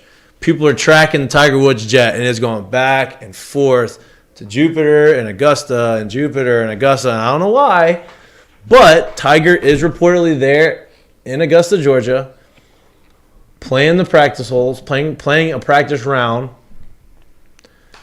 Looks like he may be playing, boys. I texted some people that have some inside info, and they are being very, very coy about if he's going to play. But I'll tell you what, if he is playing, I'm not expecting him to win, but I am looking forward to him being back on the course. People didn't think he was going to be able to walk again, much less play golf. When do I don't think it's ever going to happen, and I don't think it should happen. But like, when do people stop getting excited? Nobody, when never, Tiger plays? Never. Ever. Because you look at Tiger now, and he is still yoked. He's still in great shape. Now, obviously, his leg's mangled, so he wears a sleeve on his leg. Yeah. But like, and now Charlie Woods is like coming up. So Right. Charlie's gonna be the next prodigy, and Charlie's gonna be look. It's Tiger Woods right now on the jet. What a life. They're not gonna let us see him, huh? No, of course They're not. gonna put the parked van the right vans there. They got a there sprinter right for a there. reason. The old Sprinter van. But you have Charlie Woods coming, so like Tiger's gonna be in golf forever, right? He's gonna be the name, like Tiger, whatever. But he's still before the injury. I don't know after the injury because we haven't seen him play, but he still could perform. He's played at a high once. level. He's played once. He Yeah, but played, that he doesn't- played I with mean- Charlie, but he had to ride in the cart. Yeah. But he could still stripe it a little. He poked it out there a Yeah, little bit. I mean, he has. No, that was what? How long ago was that? A while ago. That's before this year, Joe. A year ago. It was at the PNC, right? Yeah, the one we played with Charlie. Played with Justin Thomas as well. Yes. Yeah, Justin Thomas, his dad. Yeah. The age difference was a little Justin weird. Thomas Yeah, said it he looked was. good. Hey, you're gonna play dads and sons, and like, well, you're Justin- the top golfer in the world, and your dad is. I guess it makes sense though. Charlie's probably better than Justin Thomas's dad. And Charlie Woods is playing the forward tees all the way up in the fairway. Yeah. So that's a huge perk. True. How old is he right now? 12. Well, I'll give you. That's a random guess. 12 sounds right. Sounded good. Maybe He's 11. almost better than his dad is. Is he a scratch golfer yet? Charlie Woods is 13. 13. Oh, he's about to Hey. start. Is he a scratch golfer yet? Don't say it. I don't think- I mean, I don't know. Can you be a scratch golfer at 13? Like, Yeah, you can from the tees. Like, yeah, but so I they say do from from his his tees. tees. Yeah, I'm sure he is. He's not I'm moving sure, it I'm back sure he's up. better. Not I'm from sure he's his better nose. than scratch. Charlie to Woods will honest be with the you. best golfer of all time, maybe better than his dad. He'll break Jack's record if Tiger doesn't. It's very apparent. He's that good. It's unbelievable. I'm not Is he, saying is he's he not. that good? I know he's that I good. know, but I know like- he looks the part and Hey, everything. bro. Is he that hold on. good though? Yeah. I know He's he's that that. good. I know he's that good. Like, I'm not saying that he's not that good, but that is a bold statement. Like, that is a bold statement that he is going to be better than his dad and break Jack's record. You realize who you're talking to, right? Future's Lloyd. Future's Lloyd. He has a future on the kid probably already. Put a futures on it. I tell It's you fair. what, if he is that family's as paid as any family could possibly be. Like LeBron James and Tiger Woods are the only two that could compete. Yeah. Bronny James is coming up. He's got two of them. Bryce Maximus and Bronny James. They're both going to go to the league. Who's their agent? Dad? Me. Rich Paul. Dad, Rich Paul. Yeah. Dad, basically? Yeah. Hey, I want to play with my son. All right. That's what Rich is on the phone Shaq with said the on team. TNT. Shaq was like, he said something along those lines of like, hey, or I may have been Chuck. Charles Barkley was like, yeah, he's like, LeBron's sons may not even be that good, but LeBron's going to do wherever he wants to go. LeBron's son's going to get a free ride to the NBA. I'm like, no doubt. It's very true. Yeah, No dude, doubt. he's going to make you the first pick of the draft. Because you get LeBron Yeah, too. that's what he's saying. He's going to be a first-round pick, even though he shouldn't be a first-round pick. But he should be. But Charlie Woods. I don't know. I've sorry. never seen him play. Like, You've never seen Charlie Woods play or LeBron? no, so. LeBron. I've seen the highlights, but I've never seen him play like a real basketball game. And like, he's not as big as LeBron, so like, I don't know. You know, he's good, but is he supposed to be a first-round pick? Like, first-round picks are hard to come by in the NBA. He's on a really good high school team. Like, they have the number one player in the country. Yeah, no doubt. He's doing everything they need to do to Yeah, channel right. him. I'm not saying he's not. I'm not saying he's not. Yeah. But he'll always have that statement. We're Yeah. we're not talking about basketball. He'll always be We're LeBron talking James' golf. son. We're talking golf. Charlie will always be Tiger Woods' son. It's a good thing. No doubt. That stupid lamp. Yeah, it flickers.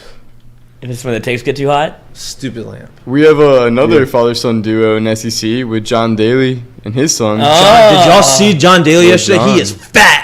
Oh, this is his best time of the year, dude. So he goes to Augusta. They don't let him on the property. So he goes. I love John Daly. Yeah, you kind of have to. He goes adjacent to the Hooters in his tour van, his tour bus, and signs autographs and eats Hooters all day. Hey, I actually heard him. It's funny you say that. I actually heard him tell a story a couple of days ago about how, and I don't remember the name. It was somebody famous that he played, I think, poker with one day. That he watched. He said he watched this guy win $32 million in a casino in one day. I go, wait, what? What a day. That guy probably should not be allowed in the casino. $million. What was he What putting a up? day. Like, It what was like he a poker betting? tournament?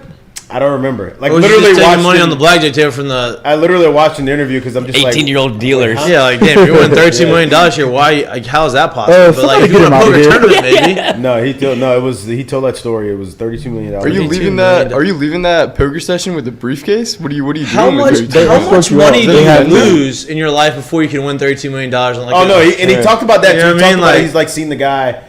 He's played with him before, and he's seen the guy lose like $6 million in one sit, like something crazy like that. I would be dead right now. Like, I would go off myself if I lost $32 $6 million. John Daly said he's gambled away $55 million in less than 2 decades in his life.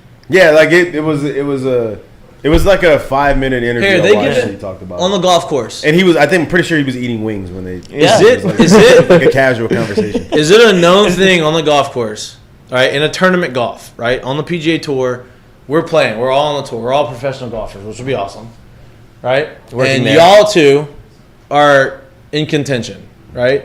I can't. Y'all are You will six, never be in contention. Lord. Y'all are 6 strokes. Y'all are in the final round. Y'all are Speak for final. yourself, dude. Y'all are the final pairing, right? And y'all are 6 strokes ahead of us, and there's no way we're coming back. Side bets? And, yeah. Absolutely. Are they betting Yes.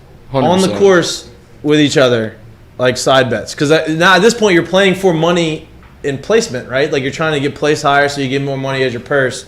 But are the guys betting against each other? Absolutely. They And said that's a known thing. Yeah, they set it up on the range though. You won't be like walking down the fairway on like maybe you would do it at the turn, but that's when you're like locked in on golf. Right. But if you're hitting balls on the range before and you know who you're paired with, you're gambling. Because I always wondered that because obviously you are playing for money, right? Just for placement. But You also want to you talk want to shit. give some more juice. Absolutely. The Yeah. caddies are gambling God, too. that's so fun, man. Yeah. And the caddies are back there making And you can't bets. do that for any other sport. That sucks. Like, can you imagine, like, me and Jay Mitch is a pitcher, and he's starting that day, and I'm hitting, and we're going out to dinner, we're boys, and I'm like, hey, tomorrow, like, I can't bet on us winning, but, like, if I hit a homer off you, Prop bet. I get $20K. Why don't you? You You fucking can do strike that. me out 3 times, you get $20K. Y'all Because then can't- no, because if you find out you're betting on baseball, you get in trouble. But Jerry Mitchell's your friend. You can give him $20,000. It doesn't matter though. But that's not MLB's not gonna look at it that way. Golf's not gonna suspend them, right? No, golf lets you do steroids. You know why? Because it's individual. I know it's great. Golf lets you use steroids? Oh yeah, look at Bryson DeChambeau. That's why he didn't play in the Olympics. You don't know this? The reason This he is didn't your go to conspiracy. No, This is conspiracy, Lloyd. I'm gonna line up why he didn't go, and you'll see. Okay, but is that wait? Time out. What you just said there, you just have to line up of why he didn't go, and you will see is the first line of every conspiracy theory documentary you've ever seen. Thank you. It's the fact that he was I think like top 5 in the world, wanted to go play in the Olympics, but then they found out that it's Olympic drug testing to go over there and play. Which they just found that out. Which like, you just think like, oh, I'm gonna play Olympics and not get it. He thought he could use the PGA drug testing standard, which was not the case, and he backed out immediately. What he? I mean, You had much more to line up to just That that doesn't guy. time out. It's on steroids. Time out. That does not mean steroids. That means a whole bunch of different things. Weasley legal. Probably a lot of other. You think Bryson DeChambeau is smoking Maybe. weed? That dude's a loser. Even more reason. Maybe that would help him. Yes. But- His mind goes a million miles. But like, I know he's on steroids. You see him hit a golf ball, dude. He's a nut. This dude's on roids. He's 100% on Yeah. roids. Have you Like, seen the body transformation? I'm looking at him. He's on roids. I mean, No, he's just eating. For a something. golfer? Jesus Christ! Like I mean, doesn't Do you mean work out to roids, play golf? guys. Hard work and protein shakes. He Yeah. eats 8 protein shakes a day. Exactly. 500 grams of protein. But Lloyd, like the 10,000? Olympics were also in Tokyo, right? So there was a lot of stuff going on about the COVID rules. Lloyd and doesn't want to hear regulations. these So he's- reasonable takes right here. Look at this dude. Oh, I know. I've seen him. He I know looks like a linebacker. Oh, yeah. And he And plays he- golf. And he used So? to be 180 pounds. Tiger Woods on steroids. Yeah, he is. HGH. HGH, baby. Whatever it takes to get out there. Love of the game. He'll run from Japan. Run to it. You're not running from Japan. The Olympics have a bunch of different regulations and drug testings. Okay. WADA, What World Olympic Doping Agency. is that? What it is? Well, they obviously don't really regulate much because Russia guys people still get to participate. Yeah, they're 14-year-old was teens. using I will say this. steroids. It's one thing I They're wish I could. teens. What's one thing I wish I could have done in my career? Take steroids? It's something. No. Well, Yeah. Relax. be Maybe. an Olympian. Be an Me too. Olympian. Me too. And that was I was looking. I think that's I was cool. looking forward to like playing because baseball before they took it out the Olympics and they re-added it. But before they took it out, you could not be on an active roster. So Yeah. you couldn't be on a 40-man roster in the MLB to go because the major league teams didn't want to send their guys out there. So I was like, damn, I played Team USA in college, so I was already in the USA system. I want to go, and I want to. It was like 14. Was like I wasn't gonna be on the roster. I think that was the next Olympics. And I was like, I want to go, and I want to play for the Olympic team. That would be fucking awesome. And then right before that, Olympics out. Yeah. No baseball in the Olympics anymore. So I was like, well, that sucks. And then now, definitely not getting picked. Just think about being able to go the rest of your life saying you were an Olympian. Yeah, sick.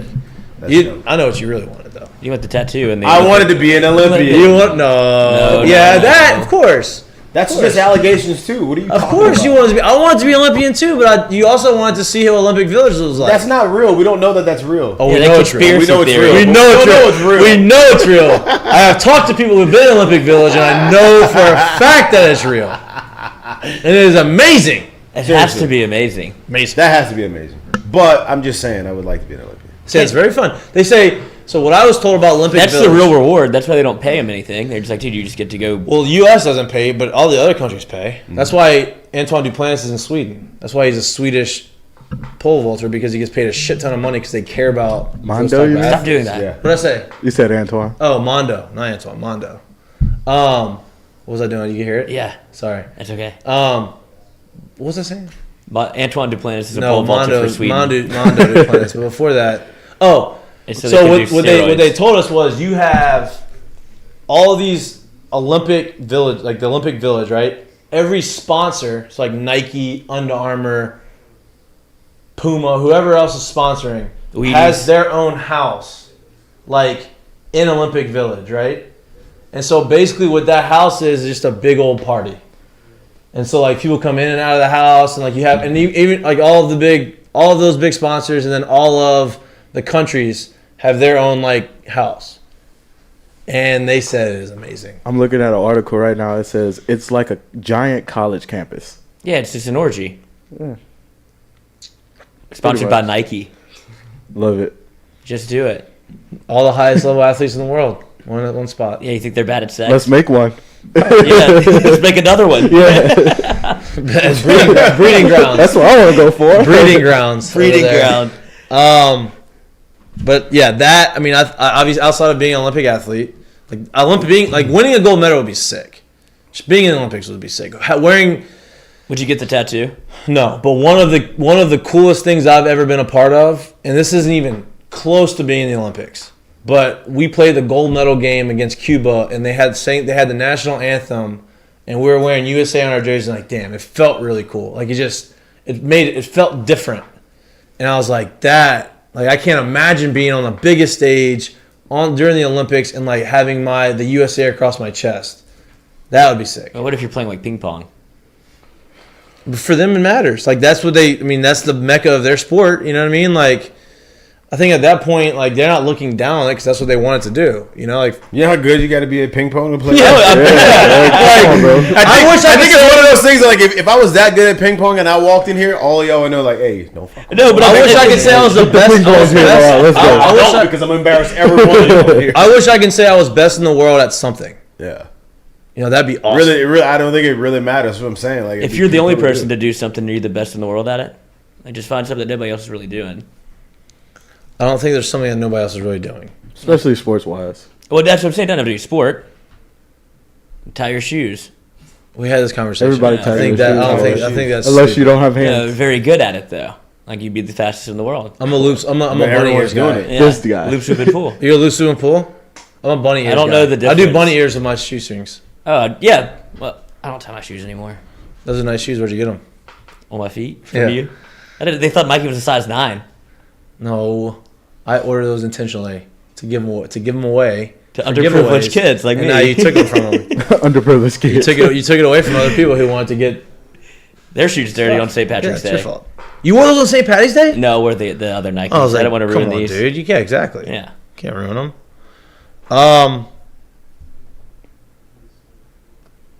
What else do we want to talk about? Tiger Woods. We already talked about Tiger a little bit. Okay. I mean, he's on the court. I want to know. I mean, you talked about being the best in the world and something. Yeah, but maybe you maybe want tomorrow. to do it for this new baseball league. Ooh, the Home Run Derby X. Home Run Derby X. Did you hear about the Home Run Derby X? No. Okay, here we go. Here we go.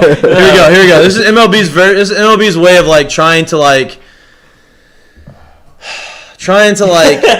bring culture and like a different thing, right? So, Baseball America posted this description, and I'm gonna read it. Okay, Kid Kamen, read.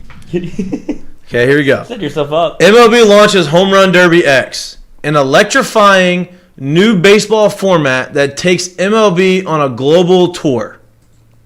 Former Major League All-Stars and World Series champs to swing for the fences.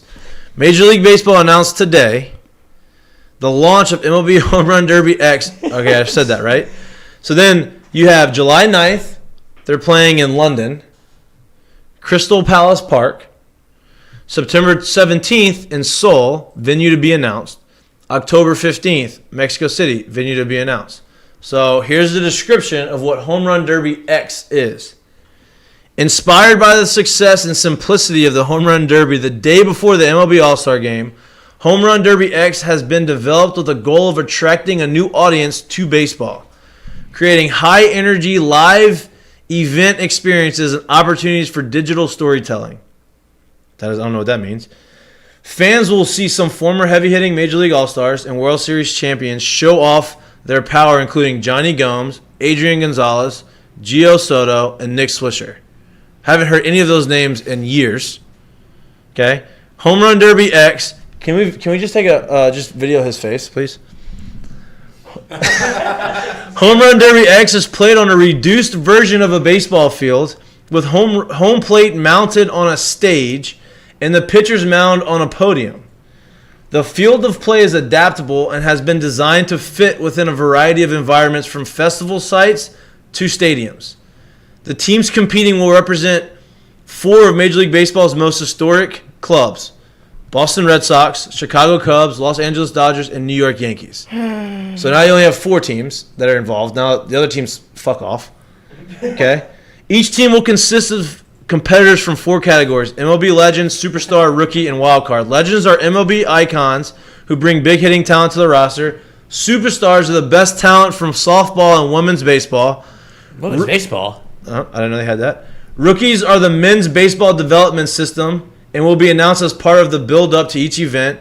And wild cards are influential content creators fired up for a huge challenge as they embark on an intensive training program, taking them from baseball beginner to big hitter. Who got paid to come up with While home runs and epic catches steal the show, Home Run Derby X offers more than just big hits to event attendees. Each event will feature live music, baseball-inspired activities, ballpark food, fashion, gaming, and more to push it to the next level and offer an unforgettable experience. So basically, you mean all the things that like the NFL, the NBA are doing actually in their games? Yep, that we exactly. don't do in the Exactly. game? Exactly. Here we go. Wait, last paragraph. In each game, points are available for both offense and defense. Each batter has one at-bat of 25 pitches. So an at-bat lasts 25 pitches. They'll be swinging for the fences while two of their opponents patrol the outfield. A home run scores 1 point for the offense, and a catch is 1 point for the defense. In Home Run Derby X, there are also additional ways to score inspired by video games, including target hits and infield beyond the fence. Oh, that was Batter a great part has a of hot that streak. game. Yeah. Like, whatever. Like, that's fine. You want to MVP know baseball. why this is such a bad idea? I know what they're doing. I see what they're trying to do. You want to know why? But why can't you just make it... You want to know why this is such a bad idea? Let me give you why this is such a bad idea.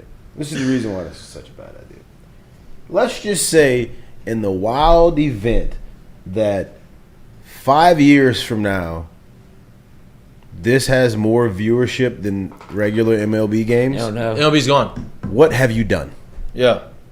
So you're saying baseball is so boring this could actually work? And be better No, than what I'm baseball? saying is the NFL didn't come up with the XFL. A completely different entity came up with the XFL. You don't do that in your own business because what if it fucking becomes more successful? You created your own competition. It's pretty stupid. You're Hey, eating yourself. here's the deal. What's the criticism right now at MLB? They are boring. not good at... It's boring, and they're not good at publicizing and promoting their own superstars. So now you are going to go ahead and promote in the same way that you aren't promoting MLB, fashion, culture, all those things that you can't promote your actual superstars. You're going to go ahead and you're going to promote guys who are no longer playing Major League Baseball. Those guys are now going to be able to do this and go worldwide and have their name attached to MLB. But you don't want to attach Mike Trout or Shohei Ohtani or all of these guys. That doesn't make any sense. My point to it is really not. Look, there's a lot of shit in there that sounds pretty stupid. There's some of the stuff in there that sounds like okay, that you can use it. But dog, that's literally what like the XFL came up and said, hey, we're gonna play football. Arena football said, hey, we're gonna play football. And the NFL watched it and said, we're gonna cherry pick this and this and this and this, and we're gonna bring it here. This is an all-star weekend type of event.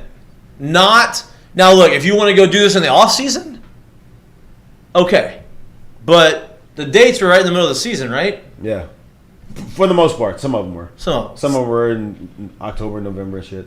But October seems to be pretty important for baseball. Yeah, it's October. Yeah, if you make the playoffs. Yeah. But No, if you don't, they're trying to like, make everybody make the if you playoffs don't, like now. Mike Trout's had his whole career, like why would Mike Trout go do that? And then if Mike Trout makes more money doing that, why would Mike Trout say, you know what, I'm good with y'all. Do you I'm gonna think? stay over here? Do you think if Mike Trout asked to play, they would tell him no? Yes, Wow.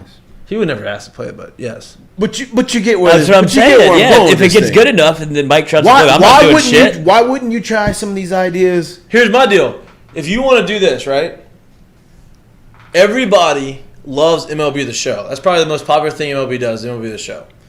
If you want to do something creative, why don't you generate the same thing football is generating and doing the player-controlled league, right? Football's doing that, where they have a player-controlled football. You can call up plays like you're playing Madden, or, like you're playing Madden. Yeah. So baseball, why don't you just say, okay, you can call the pitches, you can set your lineup like MLB The Show, if that's what you're trying to do. This is all the Savannah Bananas' fault. Savannah Bananas. They did this. They tried to make Savannah baseball Bananas fun. are really out there. They're out there. But you brought that up. That's Home Run Derby X. We are bullshitting a lot today because there's really not much to talk about. Greg Joubert's hot. Who's that? Oh, Chris, what is his name? Who's Greg Jobert? Greg Jobert. I play Braden golf with him Jobert? sometimes. Jesus, He's Braden not- Jobert is Yeah, hot. there he is. But we're gonna let you. It's 12:45. We got to get Ace Boogie in here. We got Ace Miller's coming in here. Ace Miller. Just come here at 1:30. Do a exclusive with Jordy. I am going to be at home, bringing in all my outdoor furniture. So this windstorm. Wait, you're good. Come on, you think I'm doing that? No I'm way. bringing the cushions. That's all I'm doing. Yeah, you got to bring the cushions in. Yeah. What if you had the curtains up? What? You wanted curtains Oh. for your outside. If I had the curtains up, then I'd probably have to take curtains down. Yeah. I wonder if Katie and them take the curtains down from their outside during the They have, windstorms. yeah. I wonder if they have a curtain call. Look at you. Look at you. They probably Going do have right a to our call. curtain calls.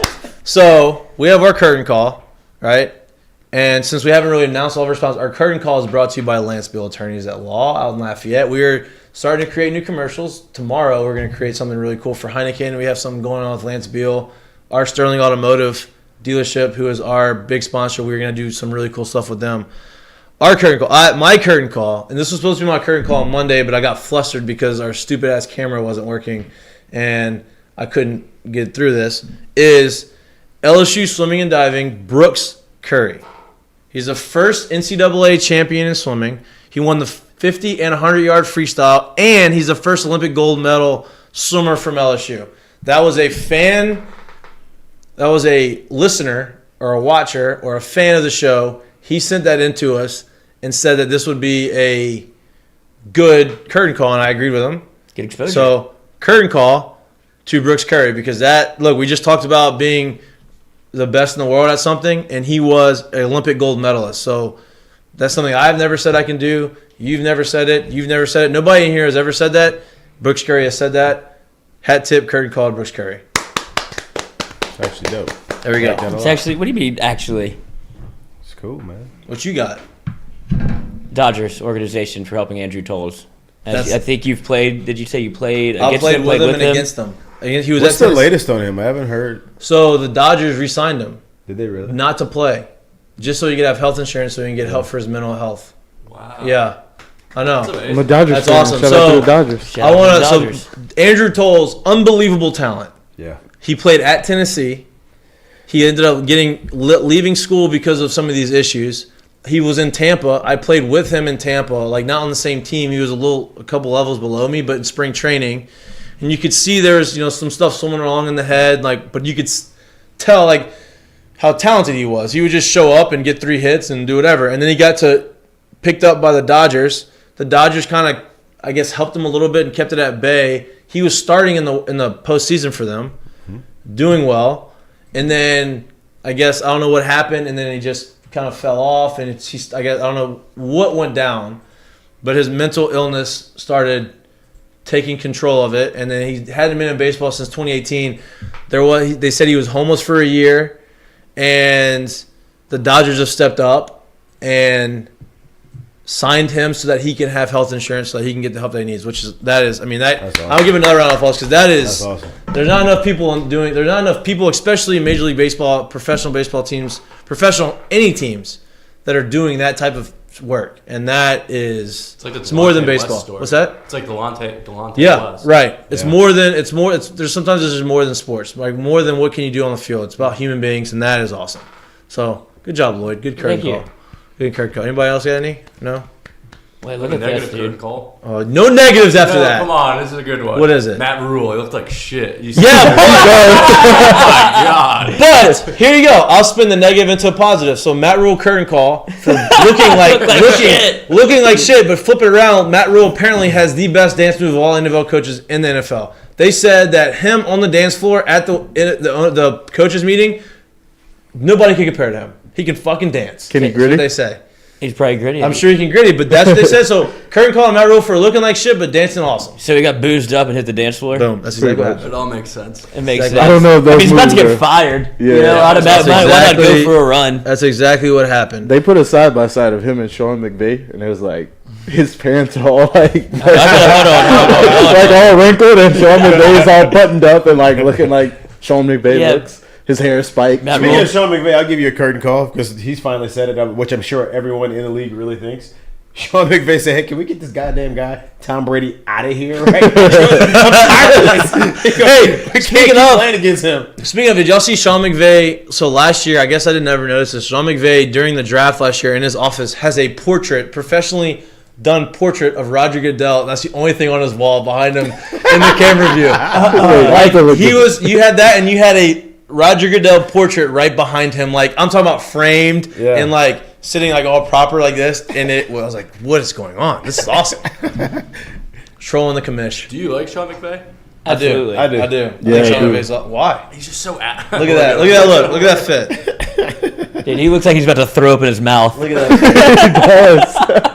You're Like, taking a goddamn picture. Get out of here. The unlevel shoulders. Like he's I like, like the one thing I would love to see how much either caffeine or Adderall McVay is on daily though. Oh, without a doubt. Yeah, he's on cocaine. I would love to he's see high on that. life, dude. Yeah. He's high on life. So smart. He's high on life. I'm looking at the Roger Goodell like picture. You have it? Yeah.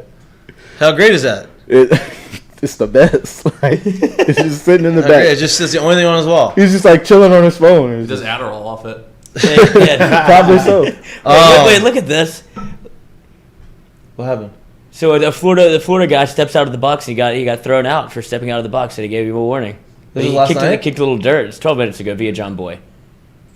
Look at Sully. What's Sully I gonna was about to So, say. and he gives it one of these. Oh. Oh, he told him to step back in. Uh-huh. He's out. Boom. That's so he didn't stupid. throw him out. He struck him out. That's so He called him That's out. dumb He as struck hell. him out. That's why he gave him another strike. Struck him out for like the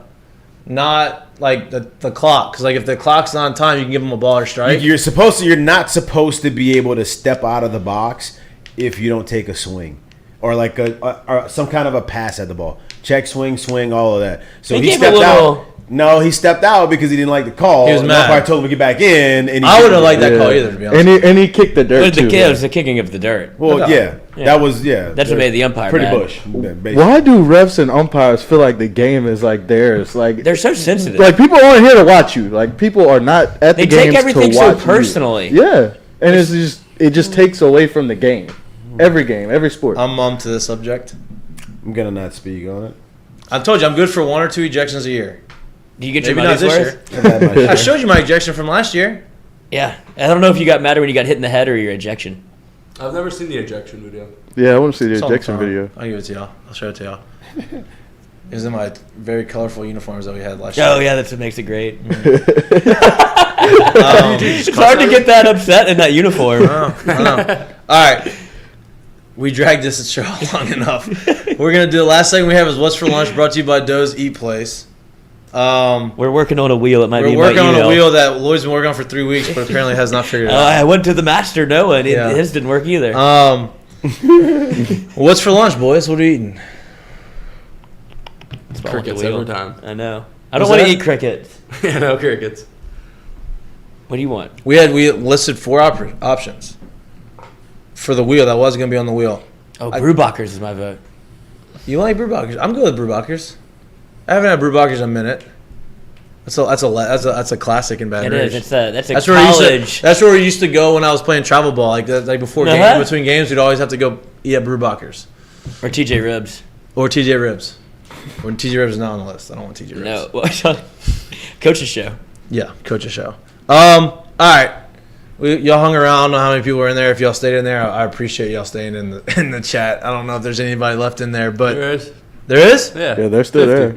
50? Yeah. Look at y'all. Thank you. Shout out to the 50 people that hung out to this bullshit. Hey, Hey. tomorrow, we're actually going to have a really cool show. I don't know how long the interview may last. 20 minutes. It may last 45. I don't know how long he's going to give us his time for. But if you like golf and you're interested in golf and you want a little bit inside of what goes on in the Masters and what goes on at Augusta and how the course plays, tune in tomorrow at 12 o'clock. Sam Burns is coming in here live, video call. It will work. I am putting that out there in the universe that it will work. Lloyd was here grinding last night till 8 With the o'clock. utmost confidence. Slept It is- right here in this chair. It is going to work. But we're going to have a great interview and then catch that and then meet us at Earl's from 3:30 to 5:30 on Friday to talk LSU baseball and do a lot more of this bullshit and drink with us. We're going to have some fun. It's the weekend. Yeah, that's why I drink before this show. It makes it more fun. It's the weekend. We'll be drinking on the show. Yeah, On perfect. Friday. You were watching Mik'd Up, brought to you by Sterling Automotive. We will see you tomorrow. We will see you Friday, and thank you for tuning in. Like, subscribe. You can find us on YouTube Live 11 to 1 on Mondays and Wednesdays, and now Earl's Live 3:30 to 5:30 on Fridays. We are available on all podcasts. All podcasts. All podcasts. Apple and Spotify. It blows my mind y'all do this show without headphones on. Why? I mean, we can hear you. No, but I can't. I feel like I can't hear you because I'm so used to wearing these. Yeah. It's weird. Shut up. You were trying to drag it out to 1 o'clock so bad right now. All right. Yeah. Thank y'all. Lloyd has to prepare. We got to flip the set so Jordy can get back in here. Ace Wolf at 1:30. Ace Wolf at 1:30. Jordy Collada Show on his channel. Look at it. Watch it. Listen. Subscribe. Do whatever you want to do. Be here at 1:30. Lloyd will still be here. I will not be here. Love So y'all. hungry. Bye. Love you. Oh my